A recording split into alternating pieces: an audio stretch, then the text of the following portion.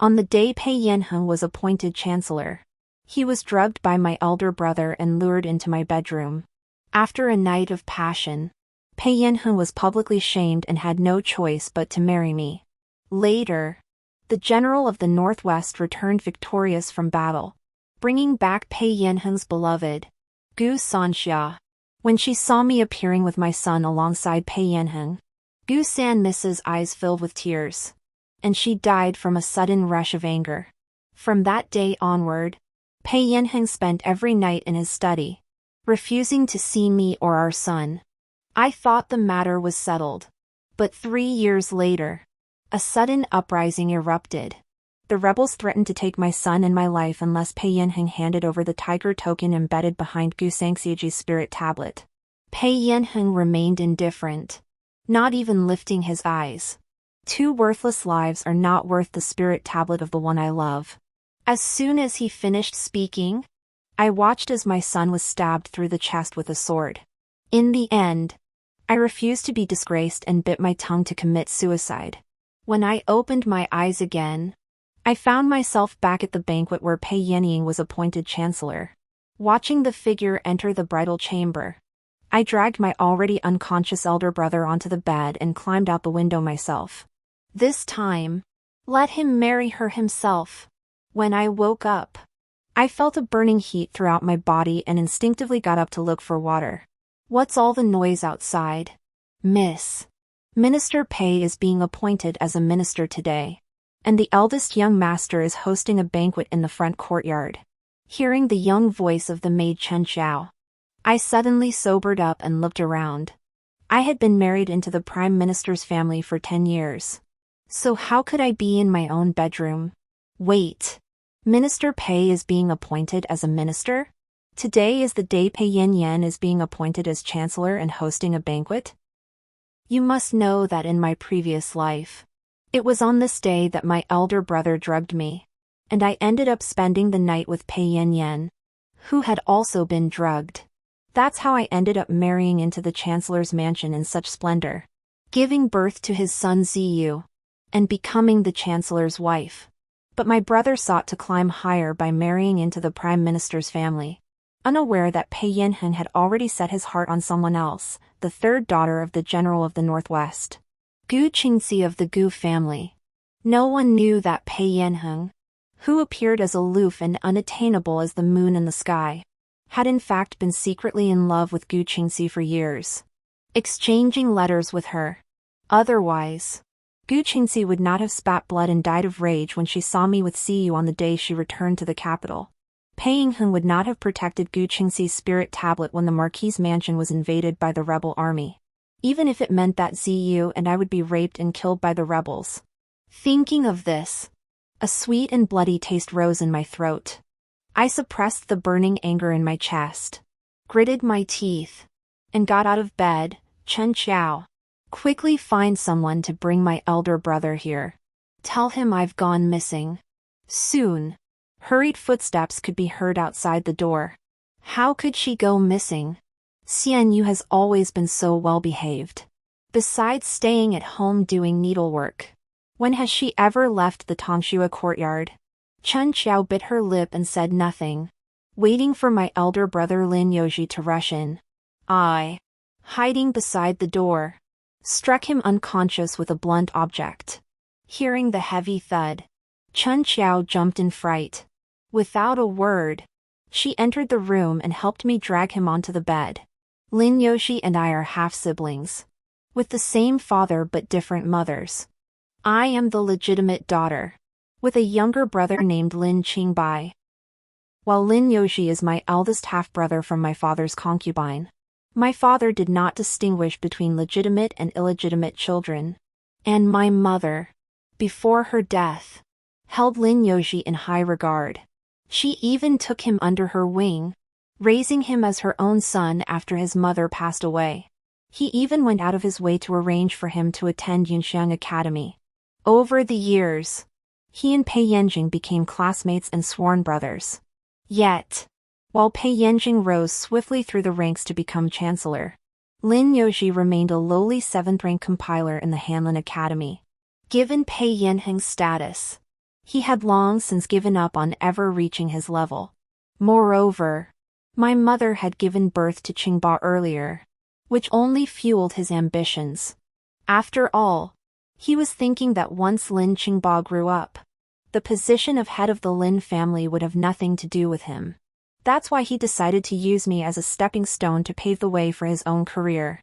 Thinking this through, I looked at my good older brother with a cold gaze. Is there any pear water left from last night? Chen Xiao nodded and immediately brought a half-empty pitcher of cold pear water from the table. Miss, should I warm it up? I snatched the pitcher, held it with one hand, and forced the spout into Lin Yojie's teeth. Why heat it? My older brother loves it cold. After forcing him to drink the pear water, I immediately ordered Chen Xiao to keep an eye on the banquet hall and make sure no one except Pei Yanheng came to the backyard. As Chen Xiao was leaving, she turned back to me. What about you, miss? I looked out the window at the dog hole in the corner of the Sanxia courtyard wall, which had been hastily blocked with weeds 2 years ago. If anyone asks, just say I went to the ancestral hall to read scriptures for my mother. After Chen Xiao left, I climbed out the window. As restless sounds came from the bed, the door was pushed open by someone stumbling. Through the window crack, I saw that familiar figure in green appear in my room. It was Pei Yanheng. He looked much younger than the man I remembered. Even now, I couldn't forget the fleeting moment of attraction I felt when I first saw him. Pei Yanheng was born with a striking appearance, seeming gentle and refined on the surface, but cold-hearted and indifferent at his core. He was accustomed to keeping others at arm's length, even his closest classmates, always maintaining a proper distance. Perhaps that was why the emperor had chosen him to serve him. Yet, despite being such a detached and indifferent man, who could have guessed that he harbored a deep love for someone far away in the northwest? Even after marrying me, he never once gave me a single thought. But I am still his lawful wife, and see you as his flesh and blood. He may not love me, but why must he treat Ziyu so cruelly? The pitiful cries of Ziyu are still fresh in my mind. I looked at the man in the room. Even though I had been drugged, the passion of our early days had long since faded, leaving only a bone-chilling coldness in my heart. Pei Yanheng, since you have someone you love in this life, I will grant you your wish. As I watched the man strip off his clothes and climb onto the bed, I didn't look back. I immediately crawled out through the dog hole in the backyard. Under the cover of night, I forced myself to suppress my desires and made my way to the most bustling brothel on the Flower Street. Holding my money bag, I rushed straight to the second-floor private room, intending to take whoever I could find. But as soon as I reached the second floor, I collided with someone. This person had a pleasant scent of pear, making my breathing quicken.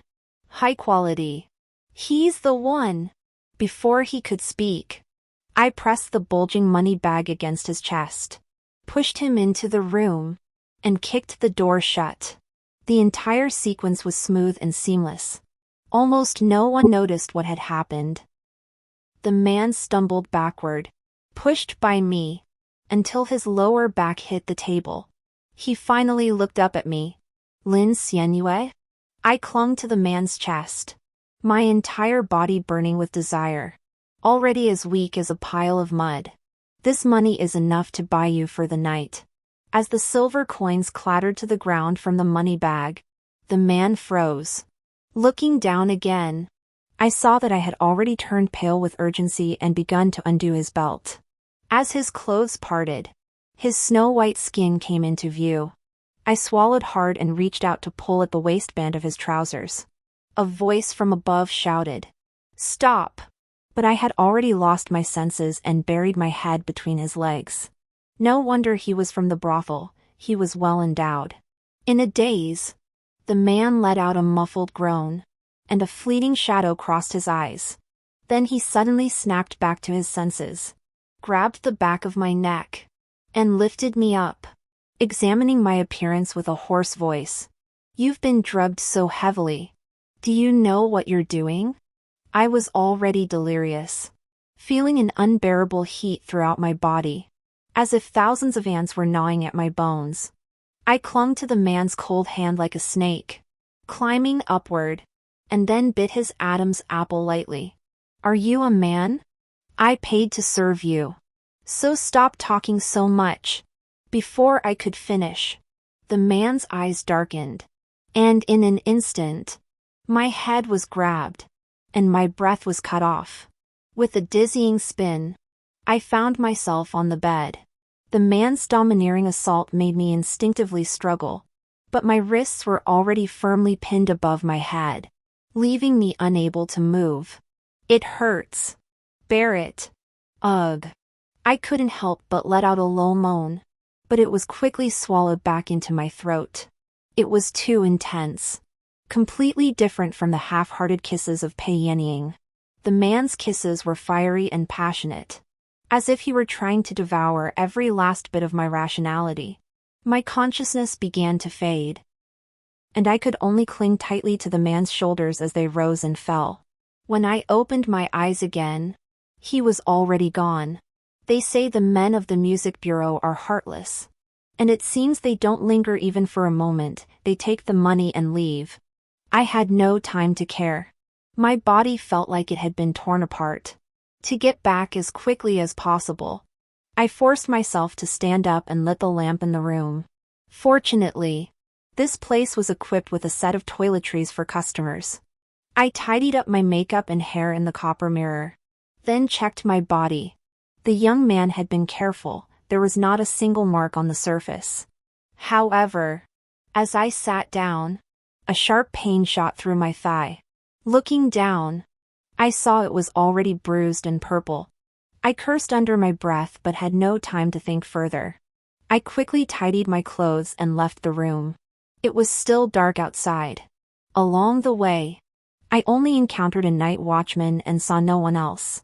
I rushed straight to the alley and crawled back through the dog hole behind the Sanxia courtyard. The quiet courtyard was so still that even the sound of insects had grown faint. The door was still closed, and everyone was still inside. I slipped out of the courtyard gate unnoticed, taking advantage of the fact that the servants outside the gatehouse were still asleep, and made my way into the ancestral hall. I found a cushion and knelt down to catch some sleep. When I woke up again, I was startled by the sound of the front door being kicked open. "Are you all right, Miss Lin?" I froze, quickly wiped my mouth, and turned to look. I saw Pei Yanheng with a dark expression, holding Chen Xiao by the collar with one hand, standing at the door with a face as grim as the king of hell. Seeing Chen Xiao frantically signaling to me, I knew that this night had indeed turned out as I had expected. Looking at this man who had been my husband for 10 years in my previous life, his expression was exactly the same as it had been after our brief affair. Even though I wasn't there last night, does he still intend to blame me? Was I some kind of tragic figure? I clenched my fists and calmly looked up. "Minister Pei, what do you mean?" Pei Ying was currently in the emperor's good graces. A few days ago, he had been appointed prime minister and in fact as a marquis, and the emperor had even granted him a mansion. The mansion was still under construction, so Lin Yoshi hurried to invite people over. Pei Yanheng is renowned for his integrity in office. How could he have another mansion in the capital? Even if he didn't stay at an inn, renting a small courtyard as a temporary residence wouldn't be too difficult. He had initially intended to refuse, but out of consideration for their former classmates' bond, he eventually agreed to stay at Lin Yoshi's residence after being repeatedly invited. However, now that Pei Yanheng had been appointed chancellor, it was Lin Yoshi who hosted the banquet for him, arranging everything and urging him to drink. This sycophantic behavior was obvious to anyone with eyes. And could Pei Yanheng, who was so shrewd, not see through it? It was a pity that his carefully laid plans had backfired on him. At this moment, he was probably still crying on my bed, covering his butt. Thinking of this, I sneered inwardly, but my expression remained calm as I looked at Pei Yanheng.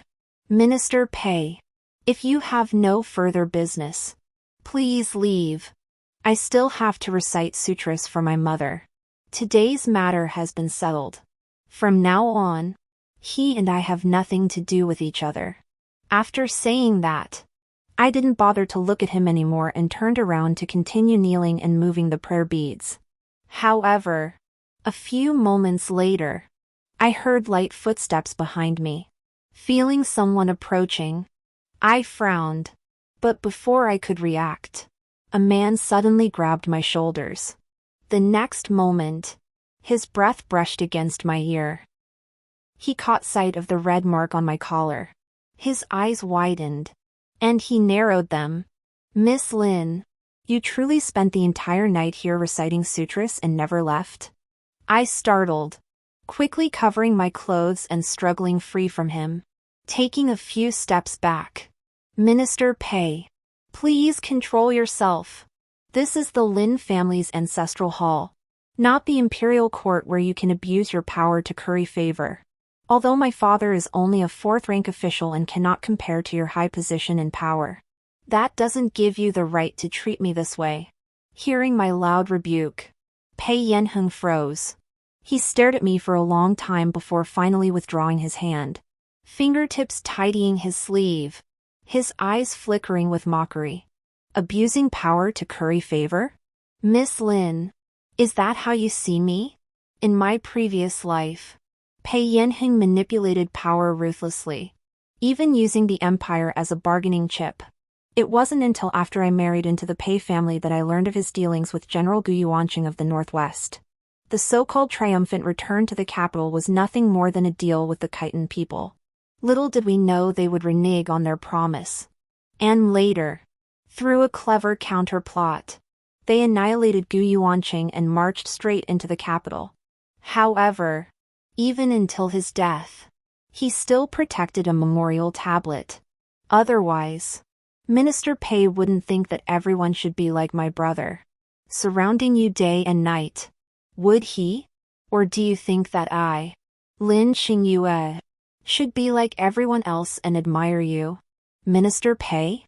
The man's eyelashes trembled slightly as he chuckled. Don't think I don't know the tricks you and your elder brother played. Did you also drink that pear-infused water last night? My heart sank. Did he know about the poison? But he knew the pear-infused water was laced with poison. Yet in my previous life, he still went along with the plan and... I thought of something and suddenly looked up at Pei Yanheng. For a moment, I couldn't understand him at all. Pei Yanheng, though of low birth, possessed extraordinary talent. In just a few years, he had risen to a high position in the court and possessed such good looks that countless young women in the capital were captivated by him, with matchmakers nearly breaking down his door.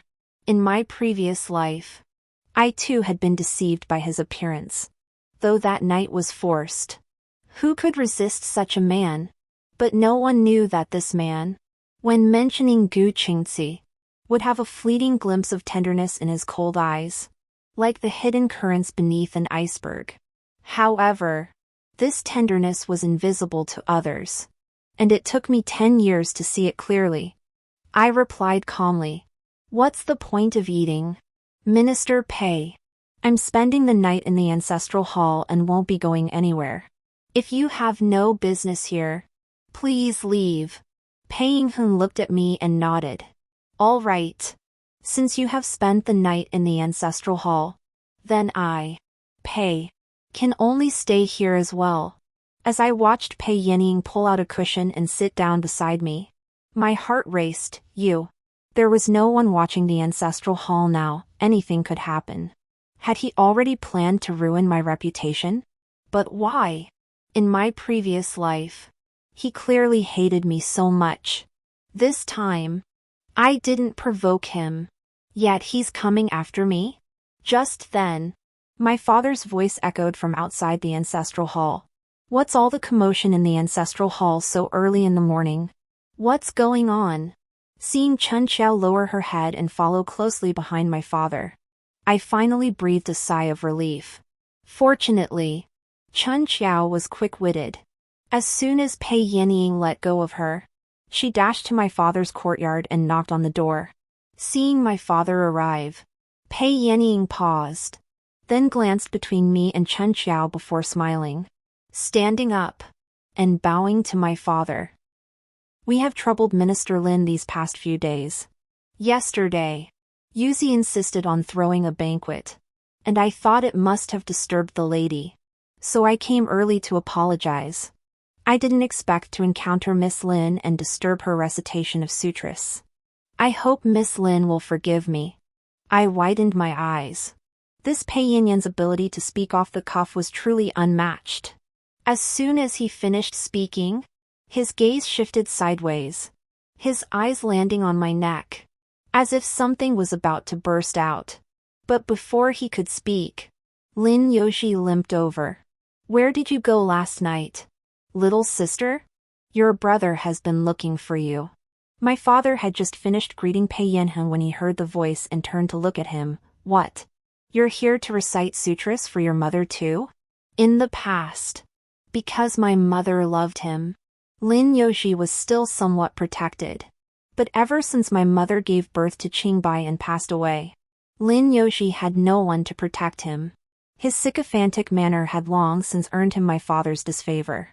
He gave a sullen smile, glancing sideways at Pei Yanheng behind my father, and his face turned pale. He quickly made an excuse and tried to run away. How could I let him get away? I immediately called out to him. Brother, you dare to look for me? If you and Minister Pei hadn't drunk too much last night and gone to the wrong room, running into my courtyard, why would I have had to come to the ancestral hall to recite sutras for my mother all night? Hearing me say this, Pei Yanheng beside me lowered his eyes and smiled.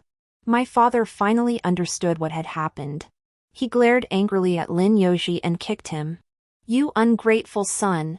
You've been spoiled rotten. How could you do such a ridiculous thing? Your sister isn't even married yet. What are you trying to do? Pei Yanheng kept his hands in his sleeves, watching coldly from the side. When the beating seemed to be over, he stepped forward and pretended to persuade. But while his mouth was speaking, his gaze almost seemed to slice Lin Yoshi into 1,000 pieces. Thinking back to how my bedroom had been turned into a chaotic mess by the two of them last night, I couldn't help but laugh. I would never live in that courtyard again. I needed to find a new place to move to. After a round of punches and kicks, my father took advantage of the situation and bowed to Pei Yanheng, saying, My son has caused Minister Pei a lot of trouble these past few days. It's still early. Why don't we have a meal together before going to court? Pei Yanheng glanced at me. Of course. However, we should also apologize to Miss Lin. Perhaps after court, Miss Lin would honor us with her presence and choose something she likes. And I will gladly compensate her as a token of my apology. I had thought that I would have no further dealings with Pei Yanheng in this life. After all, in my previous life, he harbored a grudge against me for killing Gu Sanxiaojie, and we had not seen each other for years. In the end, he even coldly watched as I and Ziyu died. Yet now, I never imagined that I would find myself standing side by side with him on the street. I forced myself to ignore the discomfort and just wanted to finish selecting the items and leave quickly. But then I saw Pei Yanheng suddenly turn his head and look at me, his tone slightly concerned. After court, I heard you suddenly started coughing. Are you feeling better now? That was the excuse I had prepared in case I didn't want to come out. But Lin Yoshi immediately called a doctor, confirmed that I was fine, and then pushed me out the door, as if he feared that if I didn't go, it would ruin his career. It's laughable. In my previous life, when I was sick, he never even bothered to glance at me. Now that I'm not chasing after him, he's suddenly so eager. Could he have some kind of inferiority complex? I said indifferently, It's nothing. Minister Pei. Don't worry about it. As I walked on, the distance between us grew wider and wider. How could Pei Yanheng not feel my distance? But at the next intersection, suddenly my shoulder tightened. and Pei Yanheng had already wrapped his arm around me and pulled me into a jewelry store. The moment I furrowed my brows, the man let go, his expression unchanged. If I hadn't held you back, Miss Lin would have walked right past. This is the largest jewelry store in the entire capital. Why don't you take a look and see if there's anything you like? As soon as Pei Yanheng stepped into the jewelry store filled with women, he was met with countless gazes. Soon, young ladies from various families came forward to greet him, and I too found myself the center of attention, with people staring at me from head to toe. In my previous life, I had seen such scenes countless times. Despite not being particularly remarkable, I had become the #1 enemy of all the women in the capital. I couldn't bear to stay any longer and pointed at one randomly. That one will do. Wrap it up and send it to the Lin mansion. I'll take my leave. Just as I turned to leave, a soft, sweet voice suddenly rang out. But that's mine. That voice, so familiar it made me want to cry, sent a chill down my spine. I slowly turned my head and saw that Pei Yanheng was also stunned. And Gu Sanxiaojie, who was supposed to appear years later, was standing on the other side of the gold shop, staring dreamily at Pei Yanheng. I never would have imagined that the third young miss of the Gu family, who was supposed to appear 3 years later in my previous life, would be here in the capital city now. How is this possible? Seeing Gu Sanxiaojie's reddened eyes, someone immediately stepped forward to speak up. Who is this young lady? She doesn't even know the basics of etiquette. Pointing at someone else's belongings and demanding them. As they spoke, Pei Yanheng also came to his senses. His gaze fell on Gu Sanxiaojie's face. Then he turned his head, and his tone finally lost its warmth. Miss Lin, please choose something else. There are so many items in this jewelry store, you don't have to insist on a hairpin. I came here today with no intention of buying anything. Yet now it seems like I'm the one insisting on a hairpin? In my previous life, I was always tolerant. But now I'm still being tolerant. Does he think I'm a sick cat? I didn't bother pretending anymore and looked up at him and asked sharply. If Minister Pei hadn't drunk too much in the middle of the night and run into the courtyard with my brother to cause trouble, and insisted on apologizing to me, I wouldn't have come here in the first place. How could you say that I have to have a hairpin? This statement was quite revealing, and the young ladies who had been admiring the hairpin immediately perked up their ears. Pei Yanheng hadn't expected me to bring this up in public, and he frowned for the first time. If you're angry with me, that's fine. After all, it concerns Yoji's reputation. Let's discuss this later. I was amused. Was it really about my brother's reputation? Or was he afraid that Gu Sanxiaojie would hear and misunderstand? Sure enough, Gu Sanxiaojie's gaze darted back and forth between me and Pei Yanheng. This was a lover he had corresponded with for years. And now, upon meeting for the first time, he was telling another woman to discuss it later, apologizing, and drinking heavily in the middle of the night. Tears welled up in Gu Sanxiaojie's eyes and finally spilled over. Miss Lin, please don't be angry. I'll give it to you. In my previous life, the timid third miss died of a heart attack when she saw me with the child. Now, nothing has happened between us yet. Don't let her die of anger again and make me take the blame. I quickly said. I don't know this lady, so why would I be angry? She must be a friend of Minister Pei. In that case, I won't bother you anymore. Excuse me. As I spoke, I quickly took a few steps back, wanting to leave this place of trouble immediately. But when I turned around, I suddenly bumped into someone. Instantly, a familiar scent of pear blossoms wafted into my nostrils, making me gasp in surprise. Today is truly lively. The voice above me was deep and clear, like the clinking of jade. I looked up abruptly and found myself staring into a pair of eyes as deep as a bottomless pool. The man had a face as fair as jade, his thin lips curving into a faint smile. The 9 serpent patterns embroidered on his brocaded robe sent a chill down my spine. Heaven! How many does my father have? For a moment, my mind went blank. Everyone turned to look at us. Even Pei Yanheng paused for an instant before hurriedly stepping forward to greet him. Greetings. Jingwu Gong. Jingwu Gong? He's Xin Yuchen? Hearing this, I took a few steps back. I had heard Lin Yoji mention this Jingwu Gong many times before. During the great turmoil in the southwest, the leaders of the tribes declared themselves kings, and countless troops were sent to suppress them, resulting in heavy casualties. Xin Yuchen, as the younger brother of the current empress, originally served as the commander of the imperial guard in the suburbs of the capital. When the emperor was at his wits' end, he volunteered to lead the troops to the southwest. On the way, they encountered a poisonous trap, but he single-handedly broke through the encirclement and set fire to the enemy's century-old mountain of corpses used for training poisonous insects, destroying the enemy's foundation. It is said that the fire burned for 7 days. In that battle, Xin Yuchen narrowly escaped death, but he also became famous overnight. The emperor rewarded him for his achievements by granting him the title of Jingwu Gong. However, unlike the other generals he knew, Xin Yuchen's ruthlessness and decisiveness were not limited to the battlefield. He acted with unwavering resolve and employed ruthless methods, making him a figure no one dared to provoke in the imperial court.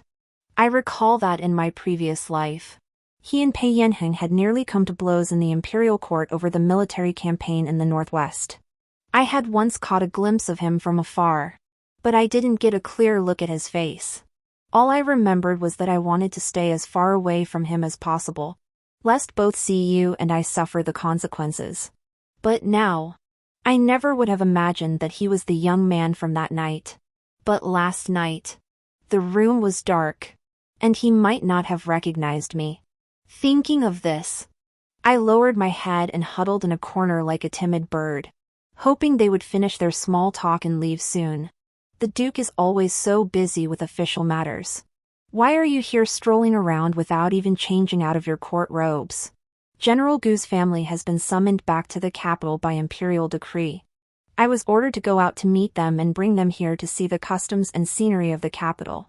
After all, we will be residing here permanently in the future, so it's only proper to familiarize ourselves with the place early on. His voice was deep and clear, tinged with a hint of teasing. Upon hearing this, Pei Yanheng's expression indeed changed slightly. The family of the Northwest general had been summoned back to the capital by the emperor? When did this happen?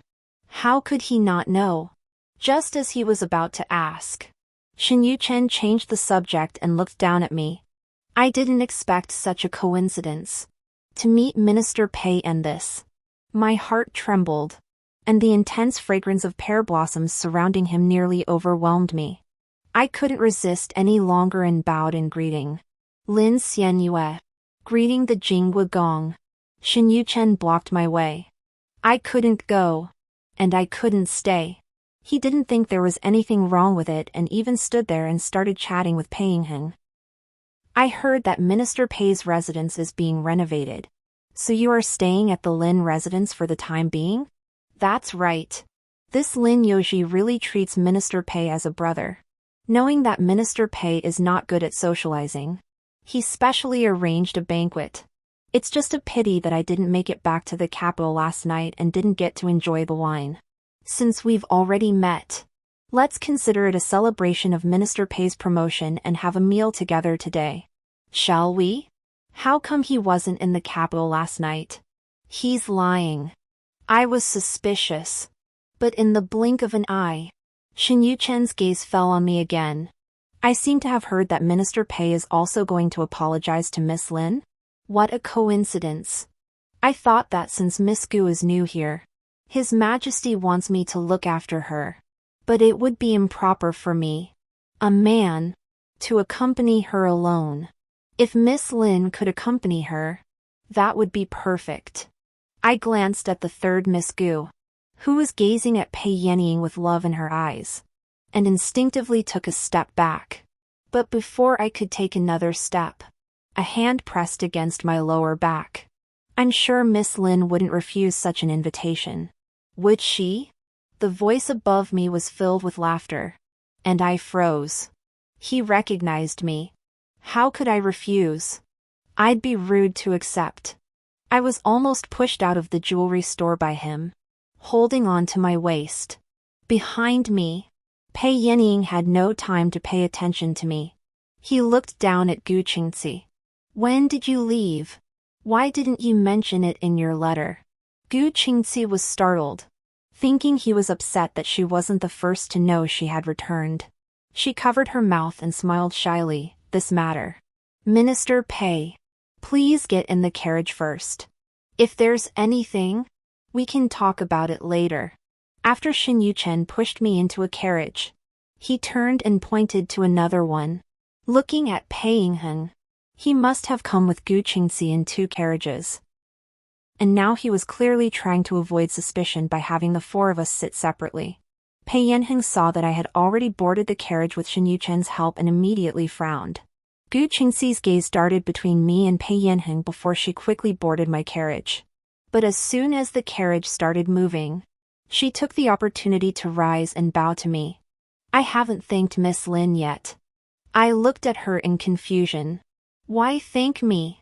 Gu Sanxiaojie replied without hesitation. Miss Lin, you don't know that Zizhan's family was poor when he was young. Back then in Yunzhou, it was my father who sponsored his education at the private school. We've been childhood sweethearts for years, and I had always hoped that after we married, we could go to the capital together and support each other. But then the emperor issued an edict, transferring my father to the northwest, and my entire family had to follow him there to settle down. Now he is alone in the capital, and I have always been anxious for him. Thanks to the Lin family's kindness, I am deeply grateful. Zizhan, Pei Zizhan. In my previous life, I had once entered Pei Yanheng's study and seen that stack of letters on several occasions.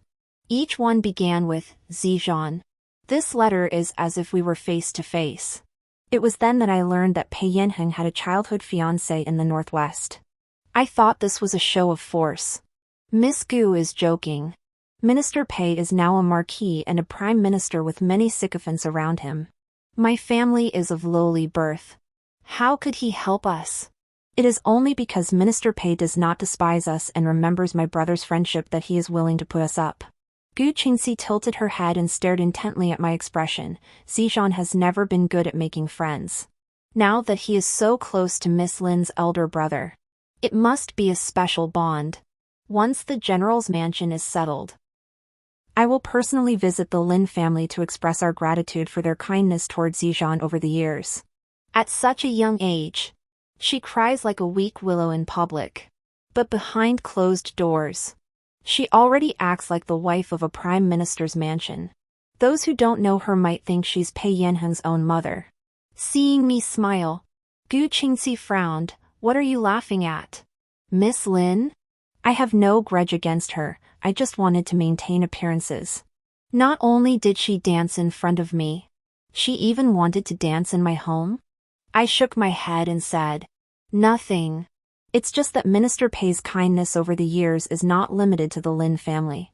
It must be difficult for Miss Gu to travel all the way from the northwest and visit every family to express her gratitude. Acting as both a father and mother to Minister Pei, it must be very hard work. Gu Sanxiaojie's expression changed instantly. There were only the 2 of us in the carriage, and Gu Sanxiaojie had no place to vent her anger. As we approached the inn, Pei Yanheng was the first to come over to help us down. I stepped over him and jumped down on my own, but his hand was immediately grabbed by Gu Sanxiaojie. Noticing that Gu Sanxiaojie's eyes were red and filled with tears, Pei Yanheng paused. Why are you crying? Gu Sanxiaojie wiped away her tears. It's my fault. I said something wrong and made Miss Lin angry. Sure enough, with that tearful expression, Pei Yanheng immediately turned to look at me. If you're angry, take it out on me. Why make things difficult for her? In the past, I would have argued with him. But now I couldn't be bothered to stoop to his level. I didn't care what he thought of me. I pretended not to hear him, turned around, and followed Shen Yuchen into the inn, eager to eat quickly and go home. Though it was Shen Yuchen's last-minute idea. The restaurant he booked was Yunshuiju, the hardest place to get a table in the entire capital. I thought having a table would be good enough. But when we arrived, the entire top floor of Yunshuiju had been cleared out. It was truly lamentable. In my previous life, as the wife of the Prime Minister, I had very few privileges at my disposal. I had even been specifically warned by Pei Yanheng not to flaunt my status as the Prime Minister's wife in public. As a result, when Ziyu celebrated his birthday and wanted to eat the osmanthus tofu at Yunshuiju, we had to have the servants make a reservation half a month in advance. Dare not mention that we were from the Prime Minister's mansion, and never had such a grand reception. Being a member of the imperial family is indeed advantageous. One doesn't have to be as cautious as ordinary officials, fearing that someone might report them. Leaning against the water pavilion, the lake scenery was all within view. Facing Pei Yanheng and Gu Sanxiaojie, I adopted the principle of out of sight, out of mind, keeping my head down and picking at the few grains of rice in my bowl. This meal was filled with hidden agendas. Gu Sanxiaojie kept serving food to Pei Yanheng, while Pei Yanheng, though appearing relaxed, was subtly probing about why the emperor had suddenly summoned the Gu family's relatives back to the capital. Shen Yuchen raised his wine cup to his lips. Upon hearing this, he didn't hold back at all. Speaking frankly, it's nothing major. Lady Gu is in poor health, and the northwest region is a barren wasteland, no place for the elderly. The emperor, out of consideration for the Gu family's years of service in the northwest, decided to grant them a mansion in the capital so the elderly can enjoy a comfortable retirement and receive regular medical checkups from the imperial physicians. Since Lady Gu has already arrived, the female relatives naturally followed to attend to her. That's why I was assigned this task. Gu Sanxiaojie smiled and nodded. The Duke is correct. I am also benefiting from my grandmother's influence. Since she is unwell, I have come back to take care of her. I couldn't help but glance at her. The northwest is far from the emperor's reach, and Gu Yuanqing has 10,000 personal troops under his command. Who's to say it won't become the next southwest? Could she really think that her family was summoned back to the capital out of the emperor's mercy? But in my previous life, Gu Sanxiaojie clearly returned 3 years after I married into the Prime Minister's family, and she vomited blood and died upon seeing me. How could I possibly have forgotten? If it was because I dragged Lin Yoshi into bed and altered the course of fate, it shouldn't have caused such a major upheaval. Moreover, judging by the arrival time, the Gu family's female relatives only arrived today, meaning they must have departed from the northwest at least a month ago. Setting aside these sudden changes, what's even more troublesome now is that Pei Yanheng is acting oddly. He's been fixated on me since early morning, and even though he didn't sleep with me that night, it seems like he wants to cling to me. What does he want? Could it be that he married me because he was attracted to my father's abilities? But my father is only a 4th-rank official. What use could he be to him? Steal official documents for him? While I was thinking about this, Shen Yuchen suddenly spoke up. I heard from His Majesty that the 3rd young lady of the Gu family grew up in Yingzhou with Minister Pei. At this sentence, Pei Yanheng, who had been calm, paused with his chopsticks. Gu Sanxiaojie blushed shyly, then glanced around me and whispered, "Speaking of which, when we were children, Zizhan and I were betrothed, and we even had the same first teacher. Later, Zizhan went to the capital to take the imperial exams, and I followed my father's family to the northwest according to the official orders. It's been 7 or 8 years since then." Hearing him mention Zizhan, I smiled slightly and said, "Indeed. My eldest brother always said that when he was in the academy, at the beginning of every month, he would receive a letter from the northwest. I imagine that Miss Gu and Minister Pei's friendship has lasted for so many years. Which is truly enviable. The more I spoke, the more complicated Pei Yanheng's gaze toward me became. After listening to everything, Shen Yuchen was even more surprised. In that case, why didn't Minister Pei say anything earlier? If the emperor knew that he had inadvertently brought about a marriage, it would be a wonderful thing. I wonder when Minister Pei plans to hold the wedding banquet? I also nodded repeatedly. I'm sure His Majesty will personally issue an edict to grant the marriage for such a grand occasion. Why doesn't Minister Pei take advantage of the completion of the repairs to the Prime Minister's residence and hold the wedding and the housewarming party together for a double celebration? After I finished speaking, the dinner table was suddenly silent. After a long while, Pei Ying raised his eyes and looked at me. What's the matter? Are you very interested in the relationship between me and Miss Gu? I smiled sincerely.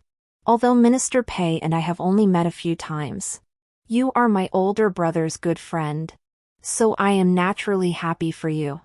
I wonder if I will have the opportunity to attend your wedding and drink some wine? What a few times. Pei Yanheng's hand tightened around the cup, turning white. He smiled mockingly, then raised the cup to his lips and drank it all in one gulp. Of course. During the meal, Pei Yanheng kept Gu Qingxi talking about matters in the northwest. On the surface, he was discussing local customs and traditions. But in reality, he was gathering information about the recent military campaigns and the current situation in the northwest. Shen Yuchen remained silent throughout, smiling with his eyes lowered, but his hands playing with the wine cup betrayed his wandering thoughts. As Gu Qingxi continued to talk non-stop, shifting from military intelligence in the northwest to the events of the past in Yunzhou, Pei Yanheng finally stood up first. It's getting late. I've kept the Jingwa Gong for too long. I'll escort Miss Gu back, and the Jingwa Gong can consider this matter settled. Seeing Shen Yuchen nod with a smile, Gu Qingxi immediately stood up as well. Zizhan, since I'm returning to the capital, there's no need for you to trouble the Lin siblings. Why not stay at the general's mansion? I nodded. It would be great if he could get lost. But who would have known that Pei Ying would refuse? The old lady needs to take care of her health and also has to spend energy entertaining me. It's really inconvenient.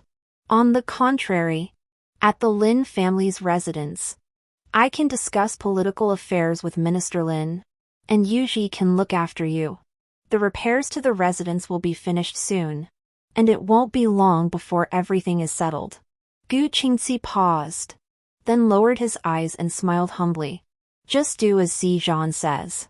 The two were about to leave when they noticed I hadn't moved. Pei Yanheng stopped and looked at me. Miss Lin, aren't you coming back? I naturally wanted to go back, but no one saw that under the table. My leg had already been hooked by another long leg, and I couldn't move an inch. The man across from me leaned against the window, looking calm and composed, sipping his wine. He seemed utterly uninterested in coming to my rescue. I swallowed hard and finally plucked up the courage to speak. Minister Pei and Miss Gu haven't seen each other in many years. I'm sure you have a lot to talk about. I'll go back on my own. Seeing that I wasn't budging, Pei Ying seemed a little displeased. But with the Duke of Jingwa present, he couldn't make a scene, so he turned and left. As the two of them walked away, the person who had been holding onto my leg finally let go. The table had been cleared, and soon, the waiter brought another round of dishes. A steaming plate of osmanthus tofu was placed in front of me. I looked at the newly set table and paused for a moment before looking up. What does the Jingwa Gong mean by this? To my surprise, Shen Yuchen picked up the chopsticks he hadn't even used. I was just listening to the story earlier. I drank my fill of wine, and now that the troublesome people are gone, let's eat slowly. Indeed, earlier, Gu Qingxi had been serving food to Pei Yanheng the entire time, and his bowl was already piled high. I had lost all desire to eat, but the phrase "the two of us" seemed a bit too familiar. I suppressed my unusual thoughts and picked up my chopsticks as well. The osmanthus tofu from earlier was exactly to my taste. And even though it was a bit far away, I reached out and scooped a spoonful. Little did I know he had noticed. Showing his thoughtful nature, the osmanthus tofu at Yanshuiju was truly exceptional. After finishing this meal, I wondered when I would get to taste it again. I didn't say much, just lowered my head and started scooping the tofu. I ate each bite carefully, so focused that I didn't notice someone had suddenly appeared beside me. When I finished eating and stood up straight, I found myself directly in someone's embrace. I startled, only to find the man's chin resting on my forehead. His voice carried a hint of laziness and pressure. "You're full now. Perhaps we should discuss the matter at hand?" My entire body stiffened. Shen Yuchen saw I wasn't moving, so he pinched my face and wiped away a trace of osmanthus sugar from the corner of my lips. "Why don't you tell me, Miss Lin? How should we resolve this matter between us? How should we resolve it? I paid for it." What I had been thinking in my heart slipped out before I could stop it. I quickly covered my mouth, but only heard a soft laugh above me. Next, someone grabbed my waist and lifted me up. And in an instant, I found myself sitting astride his legs. As soon as I sat down, I felt something hard pressing against me. I tried to stand up, but was pushed back down by a powerful force. Rough, calloused fingertips slowly traced the contours of my neck, sending me back to that night of passion on the bed. But back then, the room was dimly lit. Nothing like this top floor with its walls exposed to the wind. Anyone who glanced up could faintly see the entangled scene inside the window. Seeing my face flush red, the man's eyelashes fluttered slightly, and his gaze shifted from my neck to my lips. "Why are you running away? Do you think I didn't serve you well that night? Your Excellency, please forgive me. I had no choice that day. I just wanted to find a little lover. But I didn't expect to bump into you. I hope you will forgive me." I rubbed my hands together and was about to kneel down and kowtow. But the man raised his eyebrows. "So, that's why I'm asking. Miss Lin, how do you intend to settle this matter? This means it's over, doesn't it? Whether I face it head-on or not. I've already reincarnated. I'm no longer the naive young girl I once was. I might as well take the plunge. If that's the case, I'll leave it entirely up to you, Your Excellency." Shen Yuchen raised his eyebrows in surprise. "So decisive?" Seeing my expression of resignation, the man found it amusing. He then wrapped his long arm around my shoulders, lowered his head, and whispered in my ear, "Go fetch the letters exchanged between Pei Yanheng and Gu Sanxiaojie over the years and bring them to me." I suddenly opened my eyes. What? Although I didn't know why Shen Yuchen wanted those letters, at least he wasn't asking for something else, which made me breathe a sigh of relief. Currently, Pei Yanheng was staying at the Lin mansion, so his study was in the Yanshu garden next to Lin Youju's quarters. It wasn't impossible for me to go there and look for something. Moreover, they had all gone to court at dawn and wouldn't return until noon, giving me the perfect opportunity, taking advantage of everyone's absence. I sneaked into Yanshu Yuan, climbed through the window into Pei Yanheng's study, and rushed straight to his desk to start searching. Back when I married into the Prime Minister's mansion, his study was off limits to me. Only Ziyu would occasionally sneak in out of curiosity. If I hadn't caught him, I might never have seen that stack of letters. As I searched around the desk, I soon spotted a familiar box. As soon as I opened it, I saw the familiar letters lying quietly inside. Pei Yanheng was very cunning. If I took them all at once, it would surely alert him. I pulled out 2 letters from the bottom and slipped them into my robe, then went out to the courtyard to make copies. The next day, I returned the originals to the box at the same time, took out 2 more letters, and repeated the process until I had copied all of them. which took 4 or 5 days. On the day Shen Yuchen was on leave, I brought the copies to the top floor of Yunshui Pavilion with great determination. To my surprise, Shen Yuchen unfolded the letters, glanced at them, and immediately tore them up, tossing them into the nearby fire pit. I told you to bring all the letters, not just copies. I frowned and said, Pei Yanheng is a cautious man. If the items are missing, he will definitely notice. The Jingwu Duke didn't want this matter to be exposed. Did he? Unexpectedly, Shen Yuchen looked at me and nodded. He thought for a moment, tapping his fingertips on the table. In 3 days, I will have the emperor invite Lady Gu to a banquet. At that time, I will also mention the marriage between Pei Yanheng and the Gu family. Therefore, Pei Yanheng will certainly be among the invited guests. During this time, you may retrieve the letter. Once I have read it, you may return it. If you handle this matter properly, our accounts will be settled, and we will be even. How about that? I calmed myself and agreed. I wasn't foolish enough to think that Shen Yuchen had any interest in spying on their love letters. I assumed there must be some hidden meaning in those letters. But no matter how carefully I copied them, I doubted I could uncover anything. The real message must have been written on the paper itself. Shen Yuchen kept his word. 3 days later, the emperor hosted a banquet. As Pei Yanheng left in the evening, I waited until it grew dark and sneaked into his study again to retrieve all the letters. Under the cover of night, an inconspicuous old carriage was parked in the alley behind the Lin mansion. Shen Yuchen had taken the trouble to wait for me there himself. When he saw me crawl out through the dog hole, he looked cold, and for the first time, he had a new understanding of me. He propped his chin up, watching me struggle to crawl out, and curved his lips. Miss Lin, did you also come out from here that day?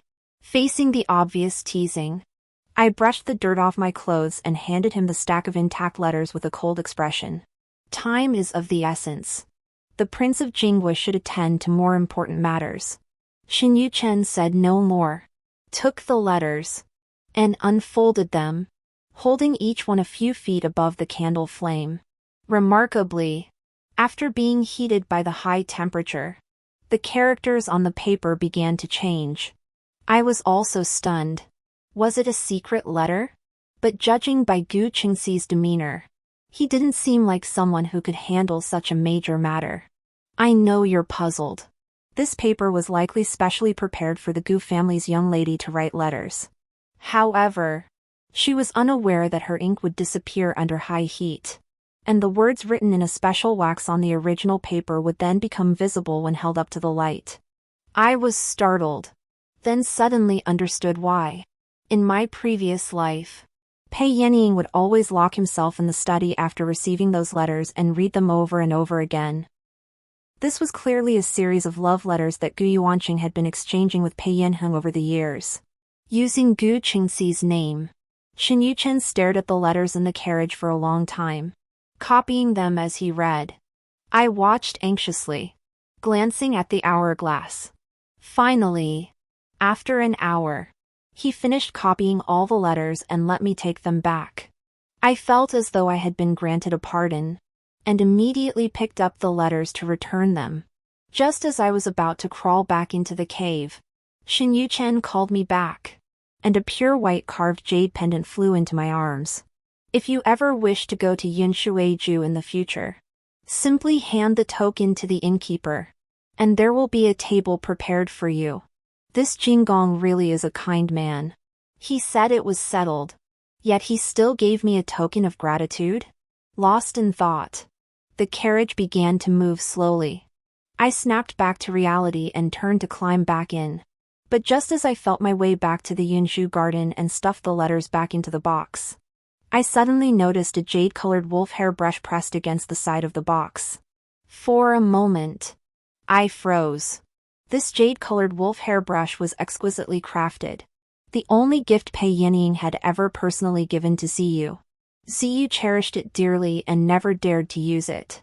Every year on his birthday, he would eagerly anticipate his father giving him something special. But all he ever received were expensive gifts purchased by the steward on his father's behalf. And none of those were likely chosen by Pei Yanheng himself. I picked up the brush, still hearing Ziyu's excited voice from the first time he received it. Mother! Father praised my calligraphy for having character. He even gave me this brush. Look how beautiful it is. Mother! Today is my birthday. Will Father come back tonight to eat with us? Mother! Look! Father's birthday is approaching. I wrote a new calligraphy piece for him. Will he like it? The sound of mother echoed in my ears, and a wave of bitterness welled up in my heart. Before I could steady it, my wrist was suddenly grabbed, and the jade-colored brush fell from the table, snapping into two pieces with a loud crack. I looked up abruptly and met a pair of cold, piercing eyes. What are you looking for? His nose was almost touching my eyelashes, and the strong smell of alcohol hit my face. In an instant, I felt my shoulders sink and my waist tighten as Pei Yanheng wrapped his arms around me, pressing me firmly against the soft couch. The bamboo shadows outside the window swayed in the moonlight. Pei Yanheng's eyes were no longer clear as they once were. He gazed at me with a drunken expression and said, "Today, His Majesty held a banquet and granted me marriage to Gu Qing. Are you satisfied now? Minister Pei, what are you saying? Miss Gu is the love of your heart. Haven't you gotten what you wanted?" A smile appeared on his thin lips as he pressed his knee against my struggling leg. His eyes mixed with a hint of madness. What I wanted? How do you know that this is what I want? Minister Pei, you're drunk. I pushed him away expressionlessly. But he held me tightly. Am I drunk? It seems like this is my courtyard. I gritted my teeth and said, "This is the Lin residence." I saw the man lean down, but with a push from my knee, he let go in pain. After pushing him away, I hurriedly got up and left Yuan. After I left, the drunken man behind me stared at the ceiling for a long time, then suddenly laughed derisively. Yes, this is the Lin mansion. Pei Yanheng turned his face, his gaze falling on the broken wolf hair brush on the table corner. In an instant, a familiar scene flashed through his mind. Outside the study filled with springtime vibes, a graceful woman was chasing someone into the courtyard, as if catching a chick, and suddenly picked up a white jade-like bundle. The bundle was bound, but it smiled wildly at him, waving a piece of paper in its small hands. "Father, look at the 1,000-character classic I copied." The woman seemed unaware of anyone in the study. As she looked up in surprise, her bright eyes met his. A ripple of emotion swept through his heart, and almost instinctively, he picked up the jade-colored wolf hair brush from the desk and stood up, walking toward the two of them. It had been too long. Every time he woke up in the middle of the night, he could barely remember the child's face. He could barely remember the woman's face either. But when he came to his senses, the spring scenery had faded, and only the sparse shadows of bamboo could be seen outside the window. Pei Yanheng looked up, but the thick night sky had already obscured the moonlight, and not a single trace of its brilliance could be found. After running out of Pei Yanheng's courtyard, I didn't return to my own courtyard, but instead crawled through a hole and headed straight for Yunshui residence. Upon seeing the jade token in my hand, the innkeeper didn't hesitate and immediately invited me to the top floor. This was the first time I had ever sat on the third floor of Yunshui residence at night, overlooking the night view of the entire capital city. I ordered some osmanthus tofu, poked at it with a small spoon for a while, but didn't take a single bite. After a long time, I heard footsteps on the stairs. Xinyu Chen had originally left with the letters, but I didn't know if he had finished his work or was just passing by. He sat down opposite me and drank his tea, while I sat there with my head down, continuing to dig at the tofu, and the two of us sat there in silence for the duration of a stick of incense. After a long time, Seeing that I had poked the tofu until it was almost mushy and hadn't eaten a single piece, he poured me a cup of tea and glanced at my red, swollen eyes. "It's just stealing a letter. How did it turn out like this? Did Pei Yanheng find out? He discovered what?" Pei Yanheng was so drunk. "He'll probably forget it by tomorrow." Seeing me shake my head and remain silent, the man seemed to understand something and reached out to grab my plate. "Don't take it out on the tofu. If you're not going to eat it, give it to me." Seeing him reach out, I reacted quickly and protected the plate, then began shoveling it into my mouth spoonful by spoonful. Such a delicious thing. In my previous life, I had only shared it with Siyu once. The sweet fragrance of osmanthus lingered on my tongue, and I seemed to see Siyu sitting across from me again. His round, jade-like face was always covered in sugar, and he would always lean over to ask me to wipe it off. But now, every bite of his favorite osmanthus tofu felt like swallowing a knife.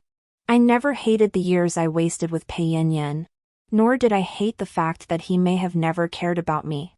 In just 10 years, my memories with Pei Yanheng are few and far between. But the time I spent with Siyu was far greater. From his first wobbly steps to running toward me and calling me mother, I remember every year of Ziyu's life. And today, when I saw the jade-colored wolf hair brush on Pei Yanheng's desk, I suddenly realized, my Ziyu will never come back. As tears fell one by one into the plate, my heart ached with pain. If it weren't for Xinyu Chen revealing the secret letter in his letter today, I might have been kept in the dark for the rest of my life. How ridiculous. After 10 years of marriage, I never truly understood his heart.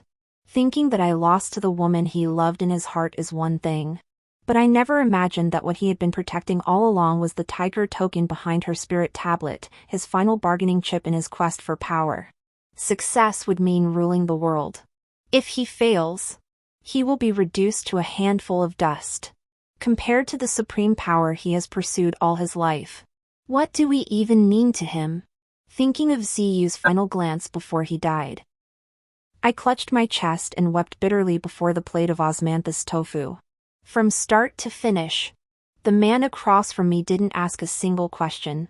He turned his head slightly toward the lake, then raised his hand and waved. Soon, the flower boats that had been nearby all drifted away. It wasn't until I stopped crying that a handkerchief flew toward me. "Miss Lin, you've cried enough. Go back and don't cry anymore." Picking up the handkerchief, I looked up at the man before me. Suddenly, I recalled the year I celebrated Ziyu's birthday, when I had taken him downstairs to the lake to release river lanterns. At that moment, I looked up and saw him sitting by the window on the 3rd floor.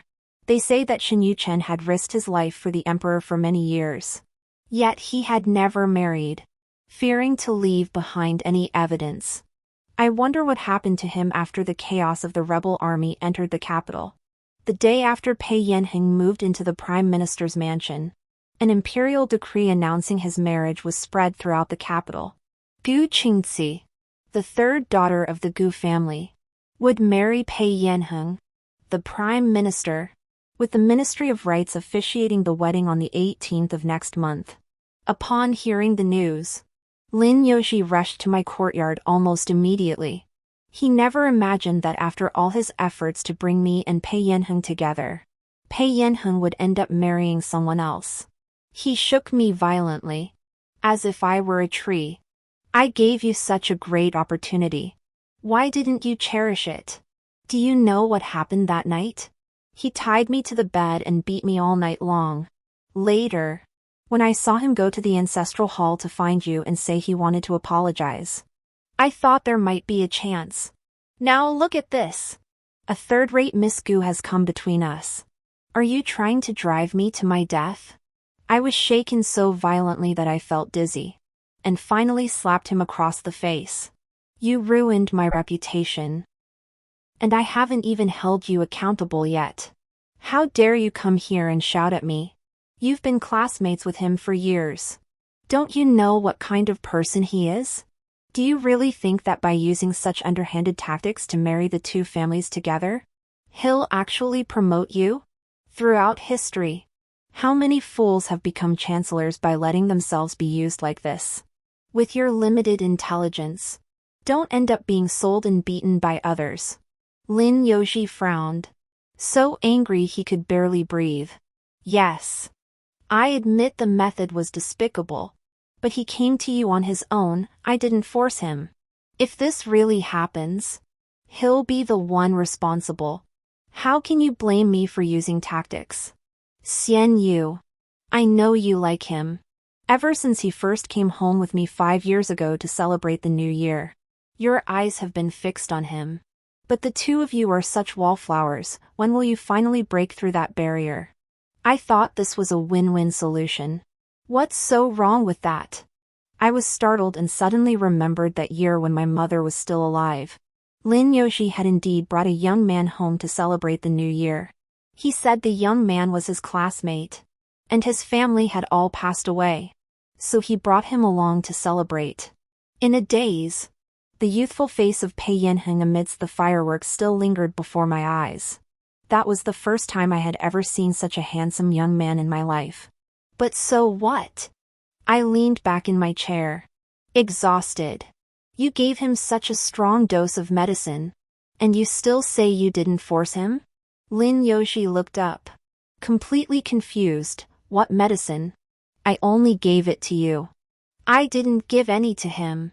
I thought that if he didn't go into your room, I'd have someone bring you the antidote. Who would have thought that Sanxia would say you were gone? After Lin Yoshi finished speaking, I froze. What? Pei Yanheng hadn't been drugged at all? The scene from that night flashed through my mind. Pei Yanheng, drunk, had pinned me to the bed and said, "But how do you know that's what I truly desire?" Recalling Pei Yanheng's rare expression of vulnerability, I suddenly thought of something unbelievable and couldn't help but laugh. Once I started laughing, I couldn't stop, eventually slapping my thighs and laughing hysterically. My Ziyu died so unfairly. He must have been thinking about his father's slightest bit of affection for him until the very end. And I, until my death, never once thought that Pei Yanheng had ever liked me in the slightest. Noticing a few drops of moisture on my fingertips, Lin Yoshi jumped in surprise and quickly knelt down to look up at me. Xian Yu, why are you crying? You still love him, don't you? Xian Yu, don't cry. I'll go find him and tell him to go speak to the emperor. Tell him that on that day, you two had already. Enough. When did I ever say I loved him? I suddenly shouted, causing Lin Yoshi to jump in surprise. Then I grabbed his collar and said hatefully, Lin Yoshi, remember this, Lin Xianyue, will never, ever, in this life or any life to come, love him. Pei Yanheng. On the day of his wedding, I will go with you to drink the wedding wine. I will watch him and Gu Qingxi exchange vows and marry. Lin Yoshi had never seen me look at him with such hatred, and he nodded frantically. All right. As long as you're happy, I'll agree to anything. On the day of Pei Yanheng and Gu Qingxi's wedding, the emperor ordered the Ministry of Rites to prepare a princess-level ceremony for Gu Qingxi. The entire capital was adorned with lanterns and decorations, and the entrance to the prime minister's mansion was bustling with activity. Due to Lin Yoshi's relationship with Pei Yanheng, the entire Lin family attended the wedding banquet. I stood in the crowd, coldly watching the two of them exchange vows in front of everyone. When the couple bowed to each other, Pei Yanheng immediately noticed me. He looked at me deeply, then turned away and completed the ceremony with Gu Qingxi. Lin Qingba was attending a banquet for the first time. At 7 or 8 years old, he couldn't sit still. Before I could stop him, he stood up and ran toward the courtyard. I was worried and immediately followed him. But Lin Qingba was running around everywhere, and before I knew it, I lost sight of him. I had lived in the Prime Minister's mansion for so many years that I knew every brick and tile there. I wasn't worried about other places. But I was afraid he might accidentally fall into the lake in the backyard. As I was walking along the lake, looking around, I suddenly saw Gu Qingxi, who had just finished the ceremony and was being led to the main hall. Upon seeing me by the lake, she turned her gaze toward me, immediately put down her fan, dismissed the attendants, and walked toward me alone. Seeing that she meant no good, I turned to leave the lake, but she blocked my path. Lin Xianyue, today is my wedding day with Zizhan. What are you doing here? To drink wine? Of course. What's the matter? Don't you welcome me? Don't think I don't know what you're up to. Let me tell you. As long as I'm around, even if it's as a concubine, don't even think about it. I was amused by her nonsensical logic, Miss Gu. Oh no. Mrs. Pei. Instead of guarding against me, you'd better guard against the servants in your house. After all, there are many clever young women who serve Minister Pei every day. To my surprise, Gu Qingxi stepped forward, her gaze fixed on my eyebrows and eyes. She then clenched her delicate fingers around the silk sash. If I hadn't seen the portrait of Zizhan hidden in your heart, I might have fallen for your lies. I'd like to see if Zizhan would still have feelings for you if your face were destroyed. As she spoke, Gu Qingxi pulled out the golden hairpin from her head and slashed toward me. I didn't expect such madness beneath her delicate appearance.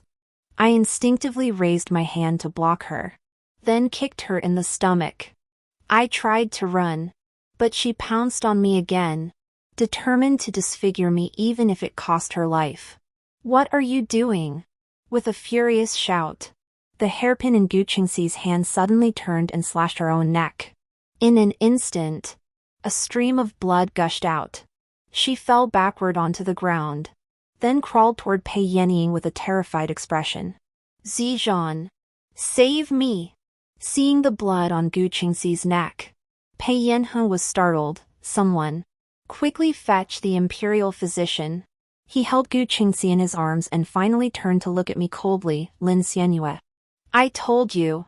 If you have any grievances, take them out on me. Don't you understand? Today is my wedding day. If you don't give me a reasonable explanation, don't even think about leaving my mansion. Right. It was that look. When Gu Qingxi died in my previous life, he looked at me with that same look. Explanation? What explanation did he want to hear? I spread my hands and said, Minister Pei, please understand. Lin Qingbai disappeared during the banquet, and I was afraid he would run off. So I came out to look for him, but I didn't expect to run into Lady Pei. Gu Qingxi pointed at me and cried, Zizhan. She's lying.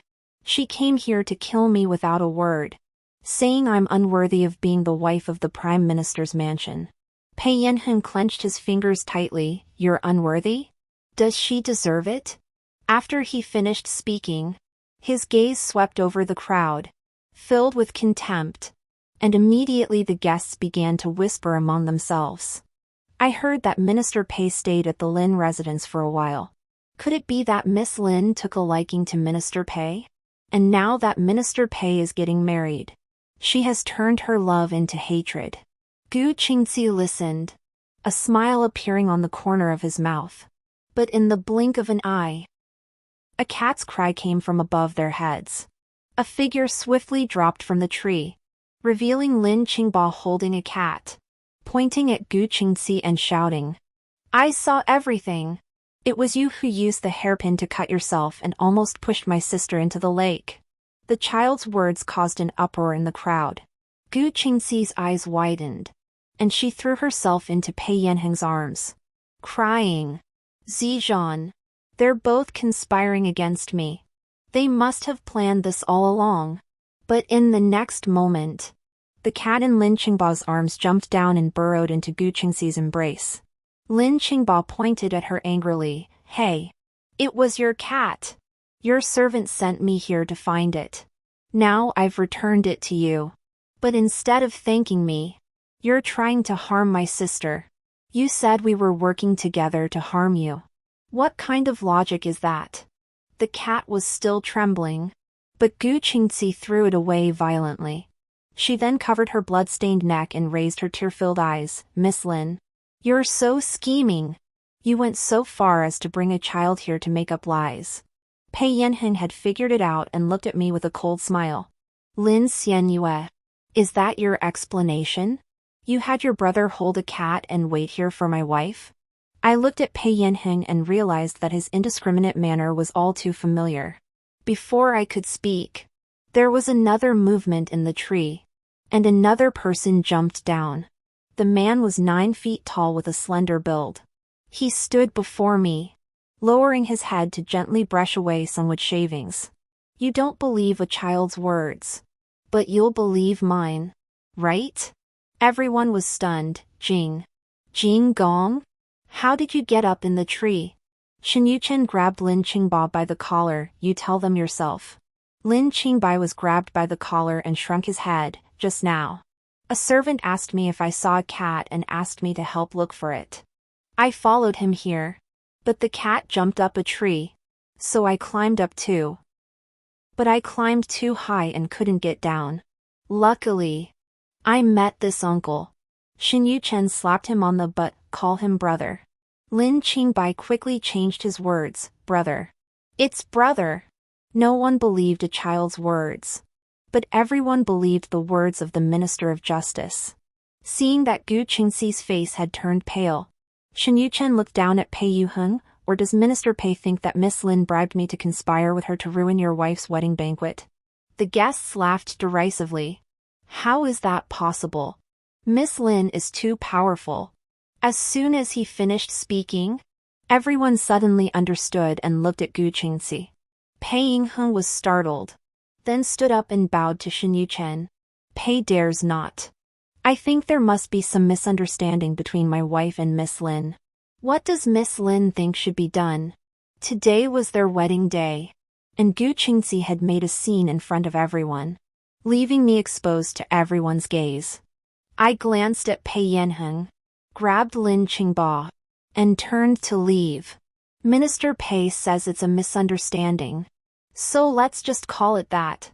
Qingbai, remember, in the future, when you pass by the Pei residence, be sure to take a detour. Otherwise you'll be arrested again, and there won't be a kind big brother to testify for you. Seeing the two of us walk away, Pei Yanheng wanted to step forward and pull me back, but Shen Yuchen blocked him and raised his eyebrows. Looking at Gu Qingxi on the ground, the bride's neck is still bleeding. Minister Pei, you'd better take good care of her. This minor incident didn't cause much of a stir. My father and Lin Yoji didn't even notice, still in the front yard toasting and socializing with the officials. As I dragged Lin Qingba by the ear toward the exit, Lin Yoji, his face flushed with excitement, tried to chase after us. Xian Yu, are you leaving already? Let your elder brother escort you home. I didn't even turn my head. Your brother almost fell into the lake. Keep drinking. Maybe you'll drink your way to becoming a first-rank chancellor and bring glory to the Lin family. Hearing this, Lin Yoji's cheerful expression turned grim. He hurried after me and ran out. Only when he heard Lin Qingba crying as he burrowed into his arms did he realize how serious the incident in the back courtyard had been. Lin Yoji called for a carriage and sent the two of us home. Along the way, he remained silent, but he couldn't figure it out either. He had been classmates with Pei Yanheng for many years and knew his temperament well. It wasn't something he would do intentionally, it must have been that Gu family's young lady playing a trick. Thinking of this, Lin Yoji sighed. It's all my fault. If I had known you two weren't meant for each other, I wouldn't have resorted to such underhanded tactics. The Gu family's daughter must have sensed something and now holds a grudge against you. Well, let's just avoid them in the future. I glanced at him sideways. You're willing to cut ties with Pei Yanheng? Lin Yoji glared at me, his face filled with anger. What are you talking about? He came with others to bully my sister. And I'm supposed to keep associating with him? After Pei Yanheng returned to the Prime Minister's mansion, Lin Youji indeed didn't go looking for him again. Even when Pei Yanheng sent someone to deliver an invitation, Lin Youji didn't go once. At least he still had some backbone. As I grew increasingly distant from Pei Yanheng, my life gradually became more comfortable and carefree. In recent days, Lin Qingba had been playing in the water to cool off and caught a fever. After sleeping for a while, he woke up and kept asking for the osmanthus tofu from Yunshueju. It was because I had taken him there last time when I was feeling upset. And ever since then, he had been nagging me about it every day. However, he was still at an age where he was teething, so he couldn't have too much sweet food. Seeing the red envelope in the bed looking lifeless, I had no choice but to go to Yunshueju myself and pack some to bring back for him. This time, I didn't have to wait in line and was invited up by the shopkeeper. But before I could take a few steps, I was blocked by a group of people at the door. Looking up, I saw that it was none other than Gu Qingxi and her servants. Just a month had passed, and Gu Qingxi had transformed from the shy girl I first met into a noble and elegant lady of the Prime Minister's mansion, with 6 or 7 attendants by her side. She pointed at me and said, "Didn't you say that the private room by the window had been booked 2 months ago? Why does she have a seat now? If I remember correctly, she only came here once last month, right?" The shopkeeper, hearing this, wiped his sweat and was about to explain. But I stopped him. "Never mind. I'll give my room to Mrs. Pei. Just arrange a table downstairs for me." But in the blink of an eye, Gu Qingxi's voice took on a mocking tone. "Give it up?" It was clearly reserved by this lady in advance. "How dare you just give it away so casually?" Gu Qingxi's current domineering demeanor was a far cry from the timid newcomer who had asked me and Pei Yanheng about our relationship earlier. "Madam, the minister is about to finish court. Shall we?" Gu Qingxi glanced at me upon hearing this, then turned and walked arrogantly upstairs. Once everyone had gone upstairs, the shopkeeper bowed to me. "We dare not inconvenience Miss Lin. The Duke specifically instructed that as long as you come, you may go to the top floor private room. No one dares to interfere there." In recent days, I had always sat downstairs as per custom and dared not use his status to go to the top floor. Seeing that the place was full today and there were mouths to feed at home, I followed him upstairs, thinking I'd only stay for a moment before leaving. But as soon as I reached the top floor and hadn't even sat down yet, footsteps sounded below. It was Gu Qingxi, who had seen me come up and had followed after me. I couldn't help but frown. "I gave you the window seat. Why did you come up here?" She looked around the entire top floor, then glanced at the view outside my window. "The private room can't compare to this top floor. I only sat here once before with Prince Jinghua, but I never realized no one else was allowed up here. The innkeeper clearly said no one was allowed upstairs. Yet you're sitting here. Aren't you just trying to deceive us?" As she spoke, the waiter wiped his sweat and hurried over. "Oh, madam, your status doesn't allow you to sit here. This place is reserved for..." Gu Qingxi laughed. "I am the wife of the Prime Minister. My grandmother was granted the title of first rank by the Emperor, and my father is the General of the Northwest. In the entire capital, is there a place where someone of my status cannot sit?" I sat on the side, counting on my fingers. I remembered my father once saying that the title of Duke in our dynasty was a genuine noble rank, incomparable to anything else. As for Xin Yuchen, he was already a nobleman by birth, and now he held military power, making him a trusted minister under the emperor. His status was naturally different. Otherwise, Pei Yanheng wouldn't have been so respectful when he saw Xin Yuchen. But I couldn't possibly take advantage of others and act superior. After all, he is the noble Jinghua Gong, while I am just a freeloader. Seeing that the waiter couldn't handle it and was about to go downstairs to call the manager, I didn't want to trouble him anymore and stood up to leave. However, just as I stood up, I saw Pei Yanheng getting off his horse downstairs. After not seeing him for so long, Pei Yanheng's aura had become much more subdued and profound, reminiscent of his former glory when he dominated the court. As Pei Yanheng looked up, he also saw me. I turned away indifferently, intending to leave. But just as I turned my head, the vibrant figure behind me suddenly fell out of the window beside me. "Lady! It's terrible! Lin Xian, you pushed the lady out." Seeing Gu Sanxiaojie fall into the lake from the window, I was startled and, without thinking, jumped out after her. This time, the maids above were the ones who were scared speechless. Attempting to murder the wife of a first-rank minister was no joke. It could mean a life in prison. From Gu Sanxiaojie's aggressive attitude earlier, I knew she had something up her sleeve. Sure enough, it was this falling into the lake stunt. I had seen such schemes countless times in the inner courtyard of the mansion in my previous life. Many girls who dreamed of marrying into the prime minister's family had tried similar tricks under my watchful eye. However, she was truly daring. The third floor was so high, and the depth of the lake was unknown. She had jumped in without hesitation. If she had drowned, she would have met an untimely end.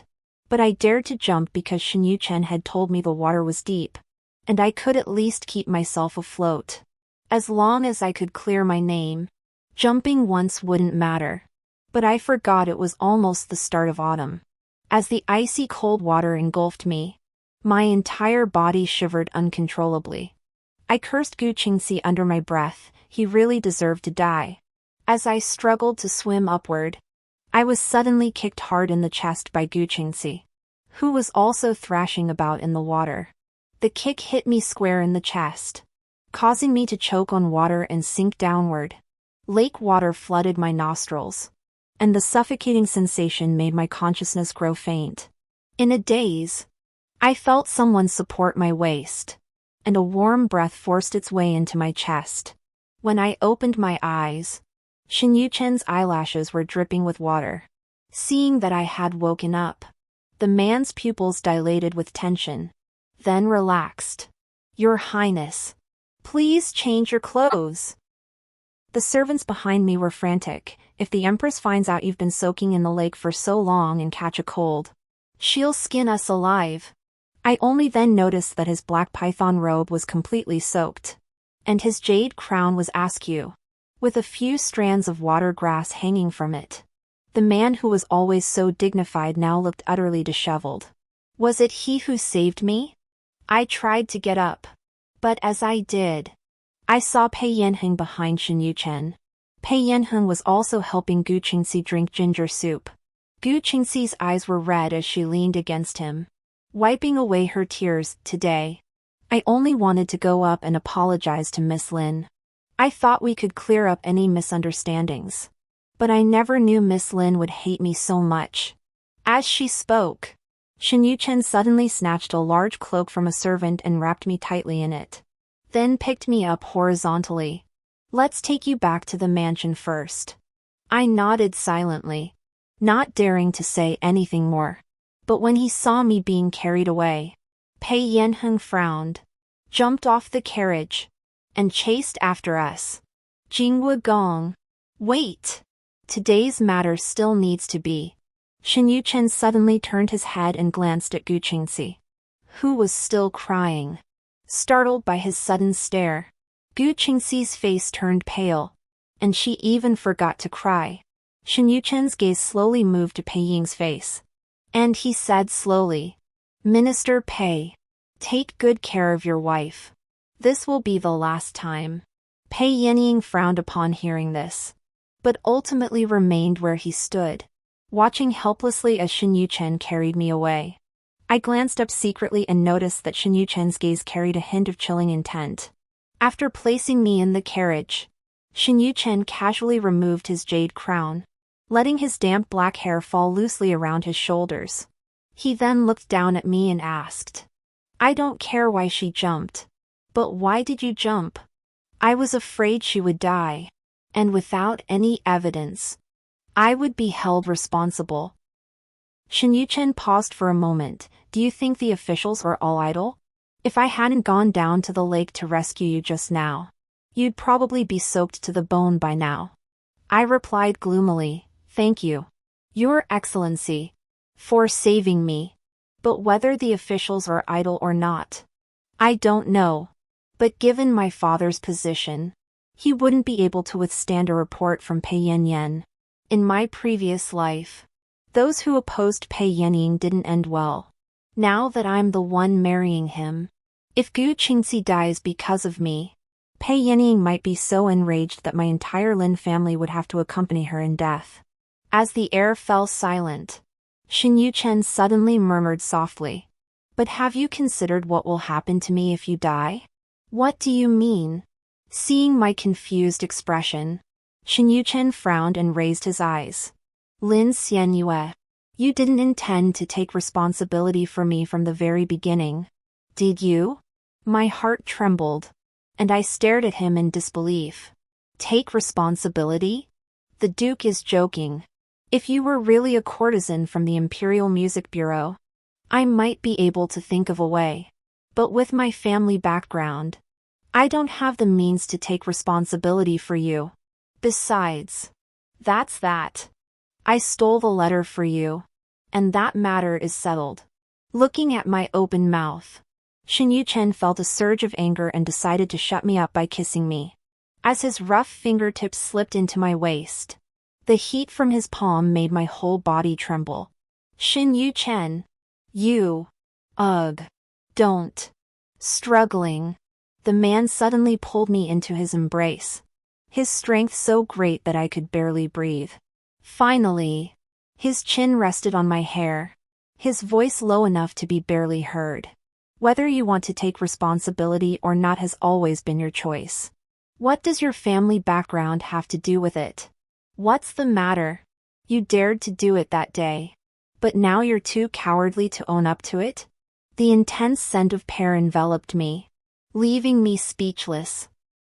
I decided to take a chance, grabbed his collar, and bit down on it. How dare you say that? If you're so brave, marry me. I was already feeling cold, and then we almost had an accident in the carriage. When I got back, I developed a high fever. According to Lin Yoji, Pei Yanheng had come several times, saying he was bringing Gu Qingxi to apologize. But my father politely refused to let them in. Lin Yoji even made a harsh statement, vowing to sever all ties with Pei Yanheng from that day forward. The imperial physicians were replaced by those summoned from the palace by Shen Yuchen, and I was given various precious herbs to consume. After several days, my fever finally subsided, and the imperial physicians stationed in the courtyard finally breathed a sigh of relief. My father approached them with silver notes to express his gratitude, but they all refused to accept them. They only said that my recovery was a blessing from heaven, and that if I had not woken up, the Jingwu Gong would have taken their lives. A few days later, the imperial edict granting the marriage was issued. It was said that the empress was overjoyed, as she had finally convinced her younger brother to agree to the marriage. She was so delighted that she opened her personal treasury and added 28 more items to the original dowry. As the empress's gifts flowed into the Lin mansion like a river, the entire capital was abuzz with excitement. By the end of the day, the items had taken up several courtyards. I had just recovered enough to get out of bed and see what was happening. I saw Lin Yoshi carrying Lin Qingbai on his shoulders, directing him to open the tallest pile of boxes. When they opened it, they discovered it was filled with gold. Big brother, we're rich. It's all gold. What wealth? This all belongs to your sister.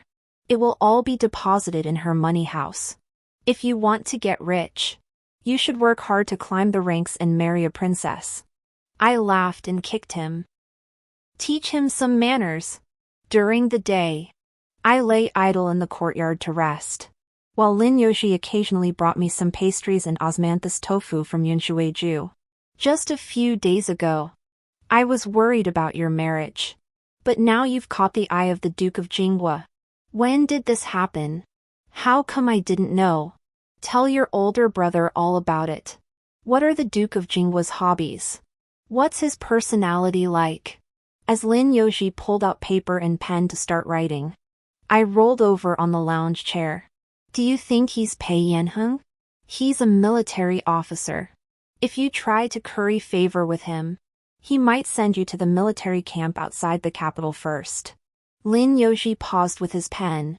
Looking at me, what rank is the military camp outside the capital? Is it higher than my current position? Looking at this career-obsessed man, I rolled my eyes. It's much higher. There. You don't need to use your brain to get promoted, just fight to the death. And you'll rise through the ranks. Lin Yoji couldn't even lift a finger. And he'd worn his hands raw from writing letters all night. How could he fight enemies? He couldn't even carry a long spear, he could only carry Lin Qingbai around the courtyard. Lin Yoji knew he had no chance. So he gave up the idea. The wedding was set for the 15th of August. Leaving 2 months. Since that day after the carriage, we hadn't seen each other once. Though we hadn't met face to face. He sent gifts to me every day. Today it was my favorite osmanthus tofu. Tomorrow it was the new roast chicken from Yunshueju. Eventually, the one I looked forward to most each day was Lin Qingba sending someone over. Although Shen Yuchen didn't come to visit, Pei Yanheng came frequently. Today he came to catch up with Lin Yoji. Tomorrow he came to discuss official business. And the day after tomorrow he came to drink with him. Lin Yoji was so annoyed that he began to wonder if Pei Yanheng was really there for me or if he had set his sights on him. In the end, he was afraid it would affect his career. So he brought the person into his study. But he did it secretly and didn't dare let me know. That evening, I was watering the bamboo grove in the courtyard when I suddenly heard a noise coming from the inner room. Suddenly, there was a faint sound from the inner room.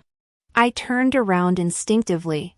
But before I could see clearly, a figure jumped out of the window, moving as lightly as a leopard ready to pounce. Shen Yuchen was crouching on the windowsill, his eyes meeting mine, a sly smile on his face. I blinked and took a half step back, almost dropping the water jug. How did you get out of my room? He raised the corners of his lips, his eyes darting around. Then jumped lightly off the windowsill and was in front of me in a few steps, pulling me into his arms. I wanted to see you, but I didn't want to disturb anyone, so I climbed in through the roof. I looked around, but I didn't expect you to be outside. The familiar scent of pear blossoms wafted toward me, mixed with a hint of sweat, clearly from his recent return from the barracks. I wrapped my arms around his waist, gently pinching his firm abdomen with my fingertips, unable to suppress a laugh. The muscles on your waist are even tighter than before. It seems you've been training hard lately. Are you preparing for battle?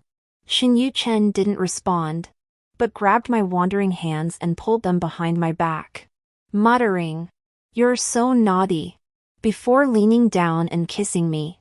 In the twilight, the two of us entangled in the bamboo shadows.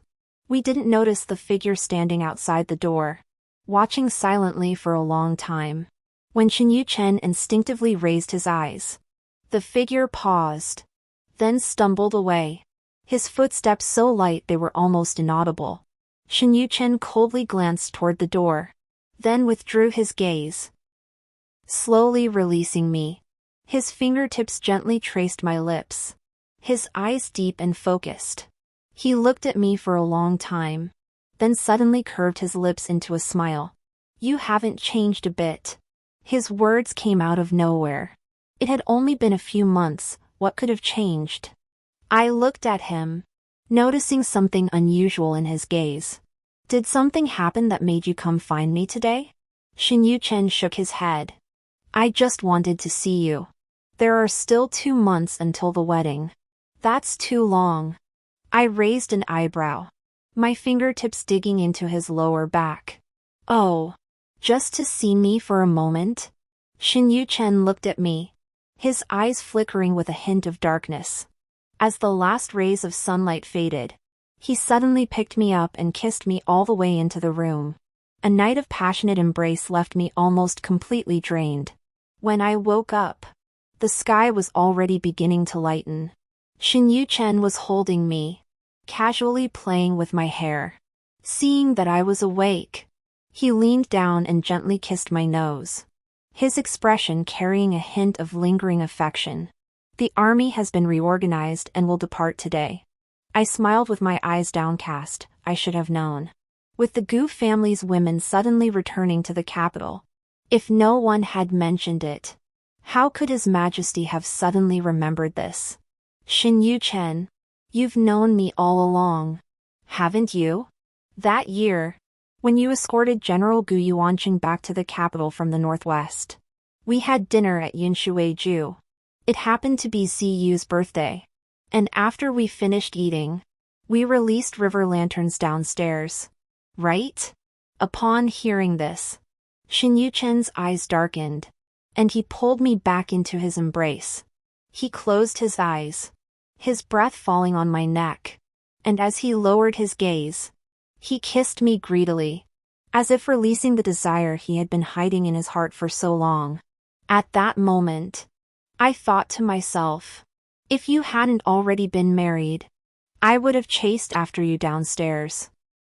But I never imagined that in this lifetime, you would come to me first.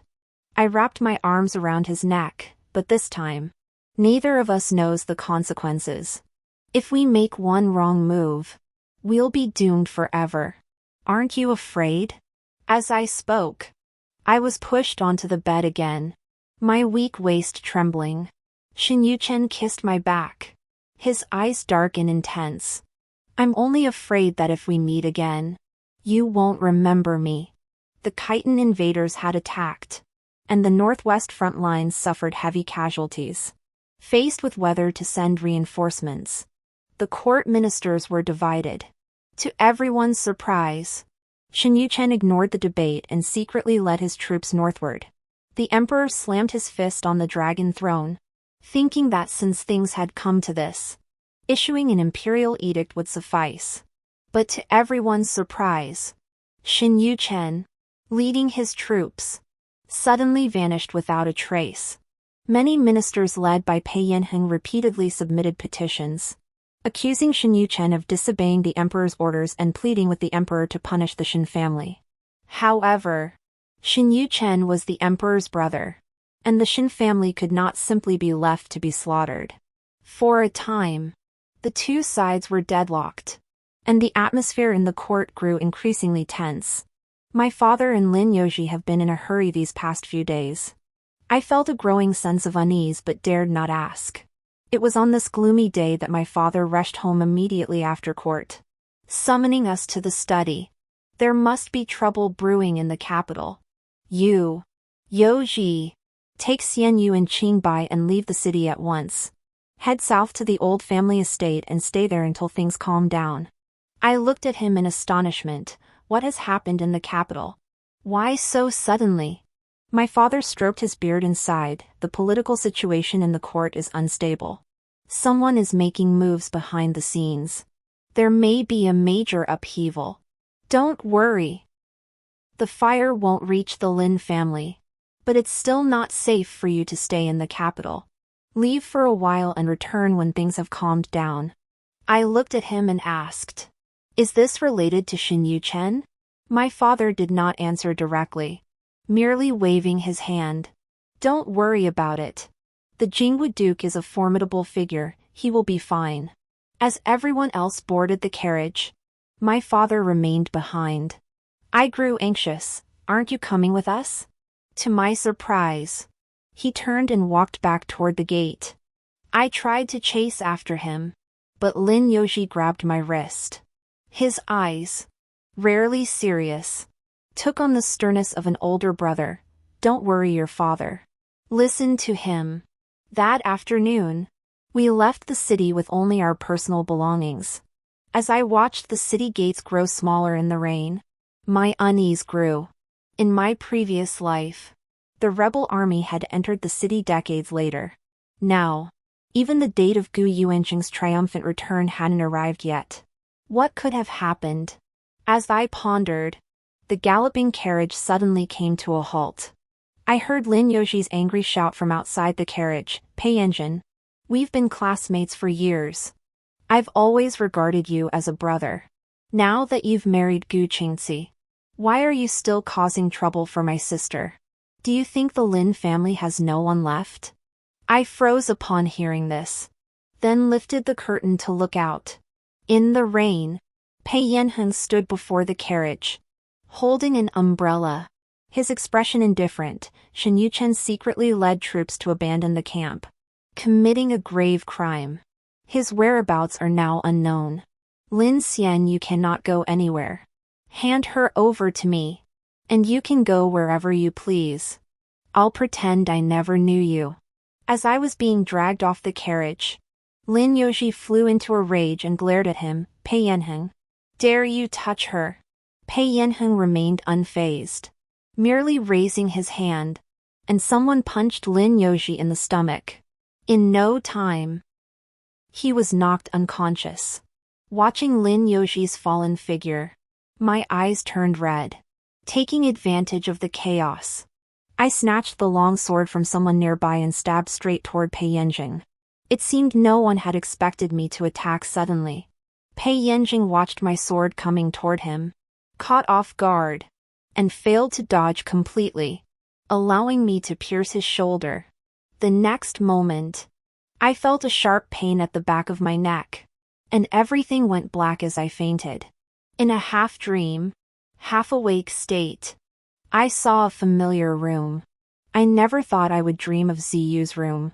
My fingertips unconsciously felt around the bed rail.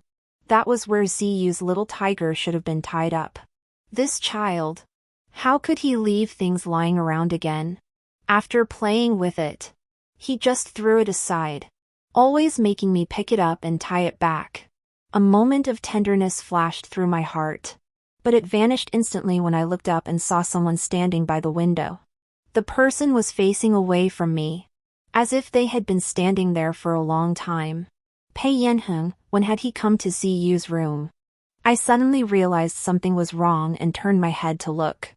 The desk was empty, with no sign of the stationery set I had bought for Ziyu. The clothes rack hanging his little clothes was also empty, and there was no low stool on the floor for him to water his flowers. Even the curtain was not his favorite sky blue. Though it looked like his room, there was not a single trace of Ziyu's presence. Instead, there were many items from Pei Yanheng's study, suggesting he had been staying here all along. In an instant, memories flooded back. The furious shout of Lin Yoxi in the rain, the sensation of the sword-piercing flesh, and the excruciating pain at the back of my neck. I suddenly woke up, realizing I wasn't dreaming. I had truly been kidnapped to Pei Yanheng's mansion. As if sensing my movement, Pei Yanheng turned to look at me. "Awake?" I gripped my dizzy head and sat up on the bed. "What do you mean by this? Why did you bring me here?" Pei Yanheng raised his eyes to the rain outside the window, his gaze deep and distant. It seemed as though he was looking through the rain at something. After a long moment, he turned to look at me, his gentle voice tinged with sadness. "Xian Yu, do you think people really have a next life?" As I stood there in a daze, he slowly walked toward me, but his hand reached past me and landed on the stand by the bed. Pei Yanheng's fingertips traced the surface inch by inch. His voice tinged with nostalgia. "I remember there used to be something hanging here." My heart skipped a beat, and I clenched my fists tightly. "Minister Pei, you arrested me. Does the emperor know why? The whole city knows that I am about to marry the Prince of Jingwa. Yet you brought me to the Prime Minister's residence. This is not right. Is it?" Hearing my words, the man lowered his eyes. He removed his fingertips from the railing and gently stroked my face. Little by little, as if tracing the features he remembered. "Lin Xianyue, are you really going to marry Shen Yuchen? That traitor who colluded with the enemy? Don't you Want to see Ziyu again? With a loud slap, I raised my hand with all my strength and struck him across the face. Pei Yanheng was hit so hard that he almost turned his face away. Perhaps the blow was too forceful, as blood began to seep from his shoulder. However, Pei Yanheng didn't get angry at all. Instead, his eyes filled with joy. He felt that he had guessed correctly. He turned back as if he had regained something he had lost and hugged me tightly. It's okay. It's okay. Xian Yu. If it makes you feel better, you can hit me more or stab me more times. I knew it. The moment I saw you in the ancestral hall that day, I knew you had returned. It was all my fault before. I was the one who was wrong. But even if you hate me, Ziyu is innocent. Xian Yu. Will you stay at the Prime Minister's mansion? I will marry you as my concubine. This time, I will treat Ziyu well. Every year on his birthday, I will personally prepare gifts for him. I'll teach him to read and write, take him to the western suburbs to fly kites, and go horseback riding. I'll never let him be neglected again. Everything Pei Yanheng said was what I had sought with all my life in my previous life. But now, no matter how deeply he spoke, I only felt a wave of nausea. I pushed him away and coldly laughed. What is the minister saying? How could Xian Yu understand a single word? I was just angry that you slandered my fiancé without hearing my side of the story. So I acted impulsively. Pei Yanheng paused upon hearing this, then stared intently into my eyes, trying to see a hint of different emotion. You're still lying to me. If you didn't understand, why did you appear in my study that night? Do you really think I was drunk?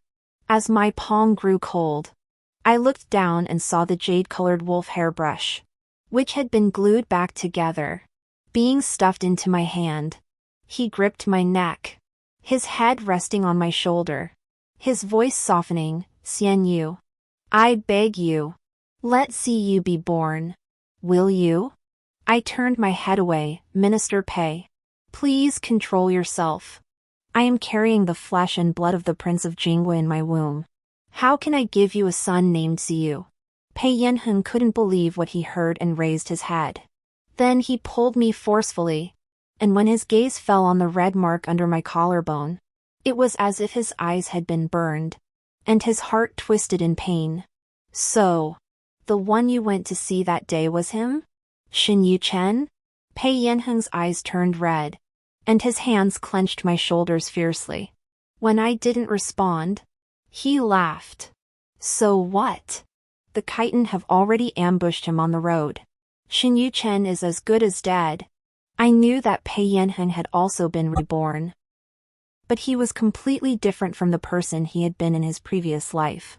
In his previous life, he had been a master strategist, seemingly invincible and untouchable.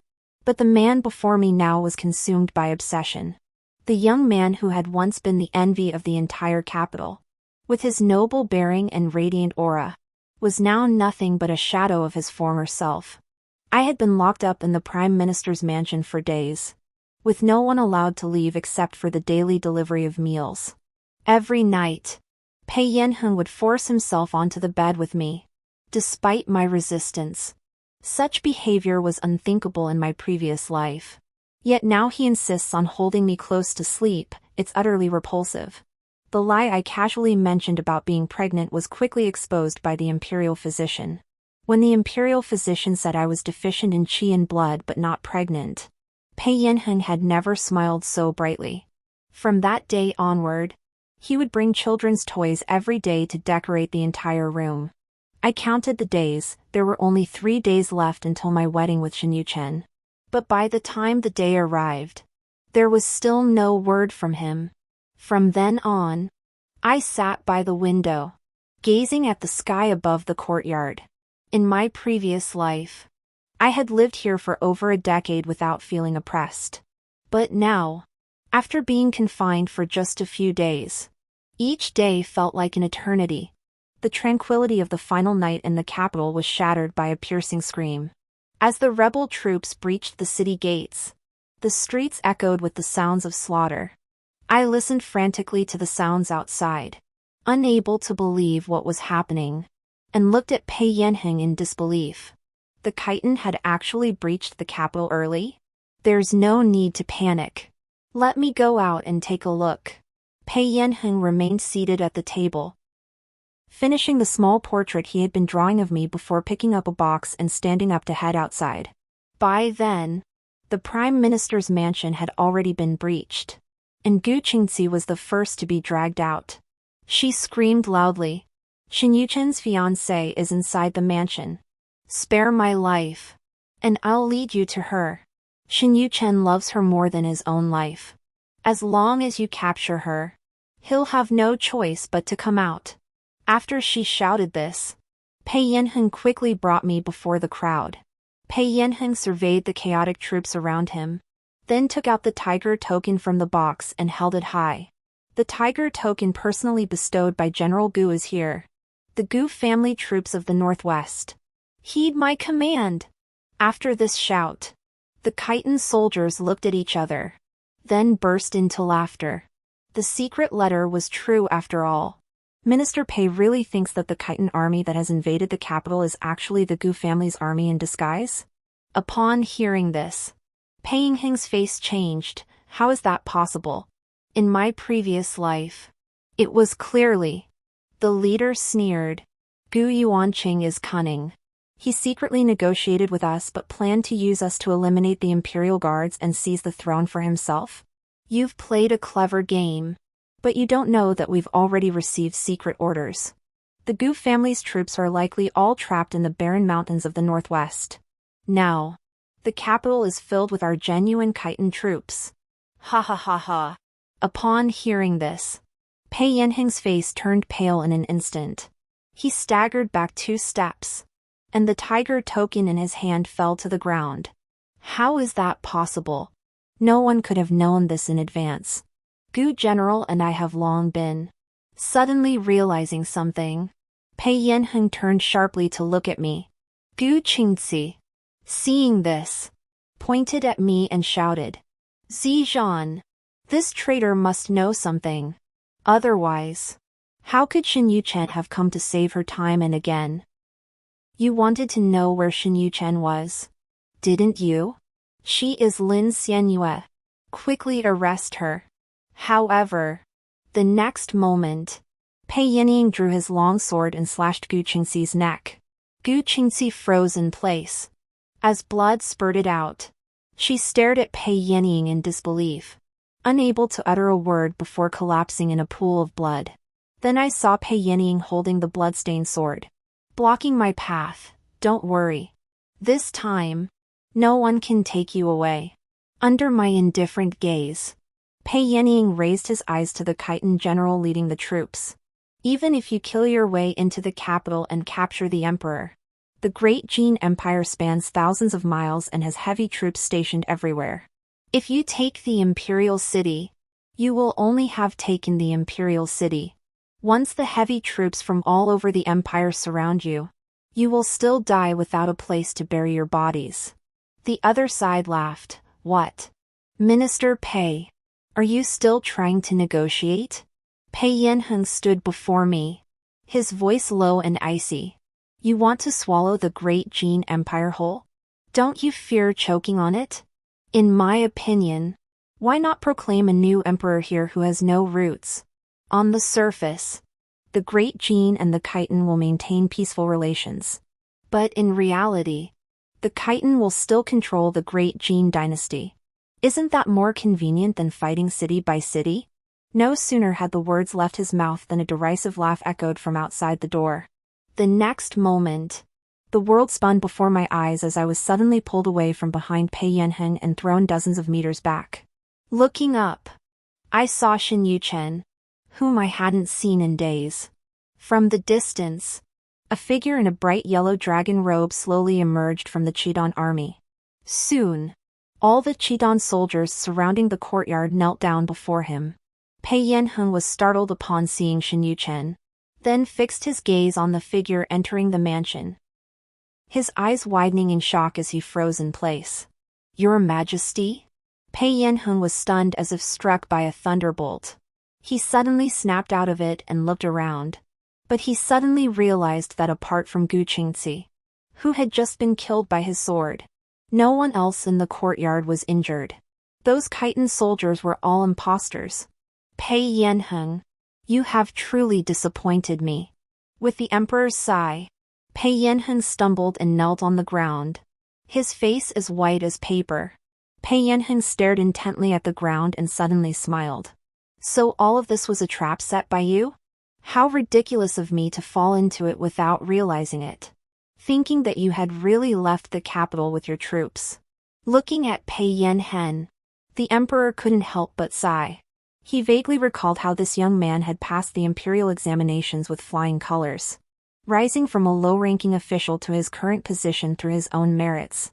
Back then, Pei Yanheng was upright and incorruptible, his very being exuding an unparalleled sense of duty to the nation and its people.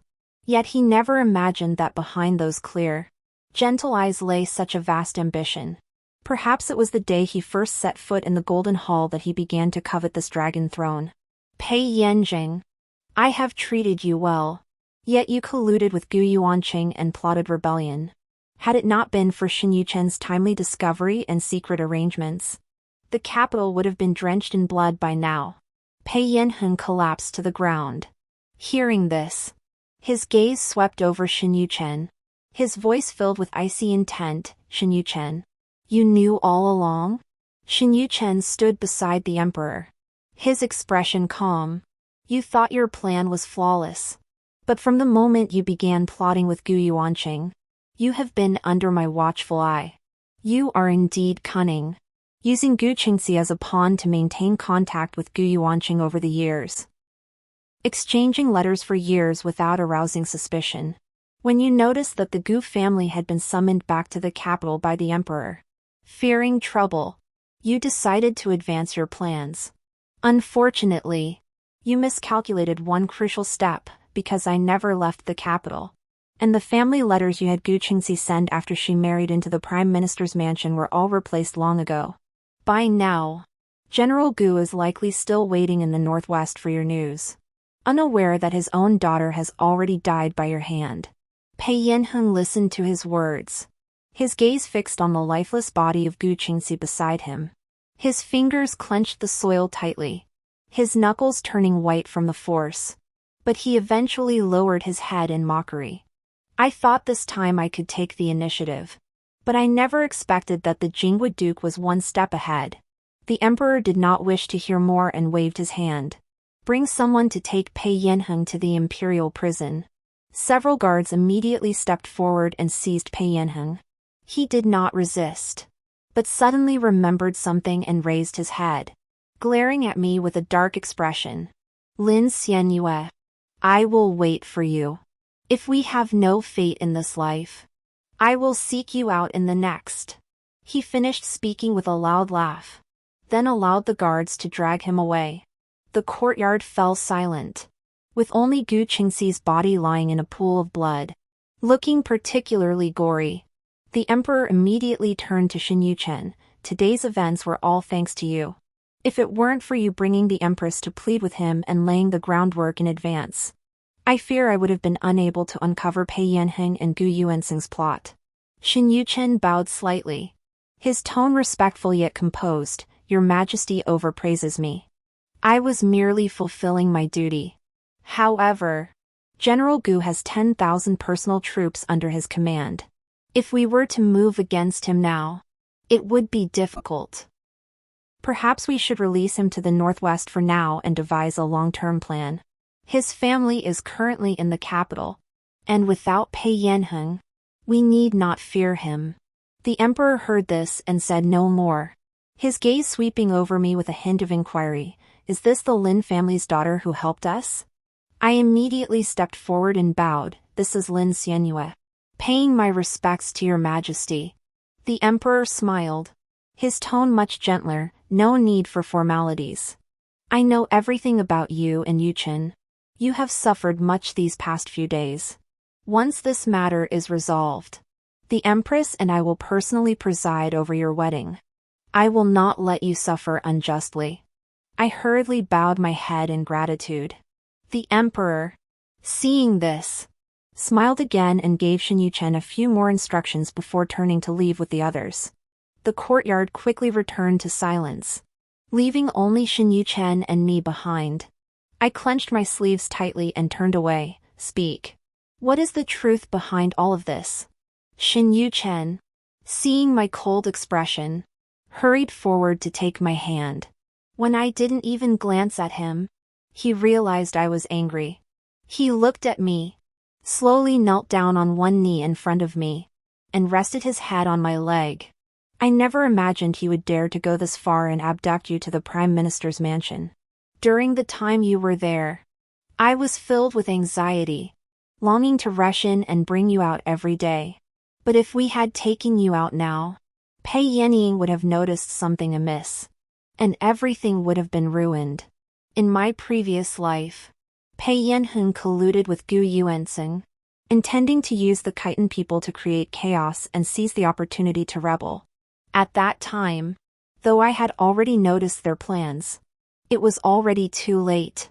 By the time the Khitan forces marched into the capital, the Imperial Guards could no longer hold them back. When I woke up again, I found myself back 6 months before Pei Yanheng became chancellor. Knowing that time was of the essence, I first persuaded the emperor to bring the Gu family's relatives back to the capital for safekeeping. After you stole the letters and obtained concrete evidence, only then did I discuss with the emperor to set this trap, forcing him to reveal his true intentions prematurely. I never expected Pei Yanheng to repeat his mistakes, and I never imagined that, seeing the situation turn against him, he would persuade the Khitan to install a new emperor. I closed my eyes and took a deep breath. Shen Yuchen was right. Only by deceiving everyone else can we deceive Pei Yanheng. My gaze fell on the main gate of the Prime Minister's mansion, and I suddenly saw myself and Ziyu being captured by the chaos there. Exchanging the tiger token with Pei Yanheng. He has always been like this. When he protected that tiger token and let me and Ziyu be killed by the chaos, I knew what kind of person he truly was. Though I don't know what he went through in his youth, I do know he's cold-hearted and unfeeling, and no amount of concern from my elder brother could change that. After all, how many people can rise to the position of Prime Minister in such a short time without being ruthless? Compared to him, Lin Yoshi would likely never reach his level in a lifetime. Seeing the smile in my eyes, Shen Yuchen leaned in to look at me. "What are you laughing at?" I shook my head. "I'm just laughing at my foolish elder brother, who was so obsessed with climbing the ranks and thought he could learn even a fraction of Pei Yanheng's ways." On the day of my wedding to Shen Yuchen, the sun shone brightly. Inside the imperial city, Shen Yuchen and I stood side by side outside the hall. Shen Yuchen noticed my hand was trembling and turned to look at me. Dressed in red. "What's wrong? Never seen such a scene before?" "Scared?" With an 8-pound golden crown on my head. The only part of my body that could move was my eyes, looking out at the hundreds of people gathered outside the hall to congratulate and witness the ceremony. I was indeed trembling. "Shen Yuchen, do you have anything to eat?" "What?" "I got up at midnight and haven't dared to eat anything since. I'm so hungry." Shen Yuchen looked around, pulled out a piece of pastry wrapped in a handkerchief from his sleeve, pretended to adjust my collar, but instead stuffed a piece into my mouth. As the sweet pastry melted in my mouth, I felt instantly energized. He sighed. "I knew you'd be hungry. After the ceremony, I'll take you to the inner hall for a proper meal. Don't you have to entertain the guests? Today is my wedding day. I make the rules." Half an hour later, after the two of them had bowed 3 times in the hall, the ceremony finally concluded. The wedding hall erupted in cheers as guests rushed forward to congratulate us. My legs gave way, and I nearly collapsed. Fortunately, Shen Yuchen acted quickly, lifting me up and carrying me out horizontally. This only made the cheers and teasing grow louder. The Jingwu Duke and his wife are truly in love. A young prince, who had appeared out of nowhere, circled around us, shouting, "Shame on you!" holding the bride and not letting go. Lin Qingbai also pulled at Shen Yuchen, brother-in-law. "This is improper." The hall was filled with chaos as everyone gathered around us. Fortunately, Lin Yoshi acted quickly, pulling Lin Qingba and the other princes back. With no one holding him back, Shen Yuchen rushed toward the rear hall, carrying me in his arms. Once we reached the rear hall, he finally laid me on the bed and began searching for pastries on the table, stuffing them into my mouth. After taking a couple of bites, I pointed to the sash around my waist and waved my hands. "I can't breathe. I've never worn so much before." How could the Empress have prepared such elaborate wedding attire? Of course, it's all made according to the wedding rituals for a princess. Every piece is made of pure gold, and each one is heavy with gold. I nibbled on the pastries while watching Shen Yuchen help me undress. Soon, Chen Xiao sneaked in with 2 bowls of hot noodles. "Lord Gong, Madam, these are from the Imperial Kitchen. The kitchen said more dishes will be served shortly. Please have this to tide you over." As Chen Xiao stepped out of the door to guard it, Shen Yuchen sighed. "That maid of yours is truly remarkable. The palace is so vast. Yet she found the Imperial Kitchen on her first visit. Chen Xiao is indeed capable. Without her help, I wouldn't have been able to see you." Shen Yuchen and I ate the noodles inside the hall, while outside the noon gate, the execution ground was shrouded in a grim atmosphere. Hearing the trumpets sounding from the imperial city, Pei Yanheng slowly raised his head. His hands were tightly bound with iron chains, and his clothes were in tatters. When the sunlight pierced his pupils, he seemed to catch a whiff of a familiar fragrance of hibiscus. That year, he entered the Tongxue courtyard, gazing at the restless figures inside the curtains. But he did not leave. When he emerged, he was pointed at by a crowd of people. In the end, he took Lin Xinyue's hand and walked through the gates of the Prime Minister's mansion. They exchanged vows and drank the wedding wine. But he always felt that he had been betrayed, and he quickly pushed her out of his mind. When he looked again, the person in the inner courtyard had become 2. In places where they couldn't see, he had secretly watched them many times. But he had never thought of approaching them. He had come from a fallen family, once a wealthy young master who had fallen to the status of a servant's son. Fortunately, Gu Qingxi took a liking to him, dragging him along to study together. Gu Yuanqing finally relented and allowed him to stay at the Gu family's private academy for his education. But his pride made it impossible for him to endure such a life.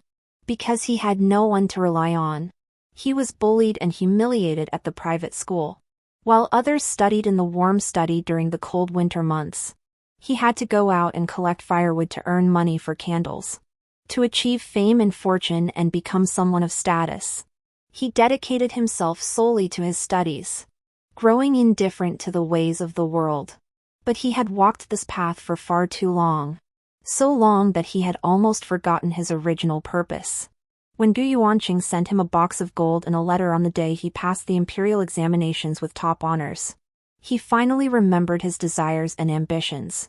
When the emperor recognized his integrity and bravery, he stared at the dragon throne in the hall and suddenly felt that perhaps some things were not as unattainable as he had once believed.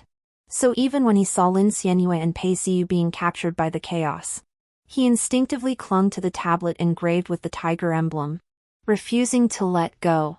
He said, "2 worthless lives are not worthy of exchanging for the tablet of my beloved." But he regretted it the moment he spoke, for he clearly saw the utter despair in the woman's eyes. He had thought the chaos would spare them, deeming them unimportant.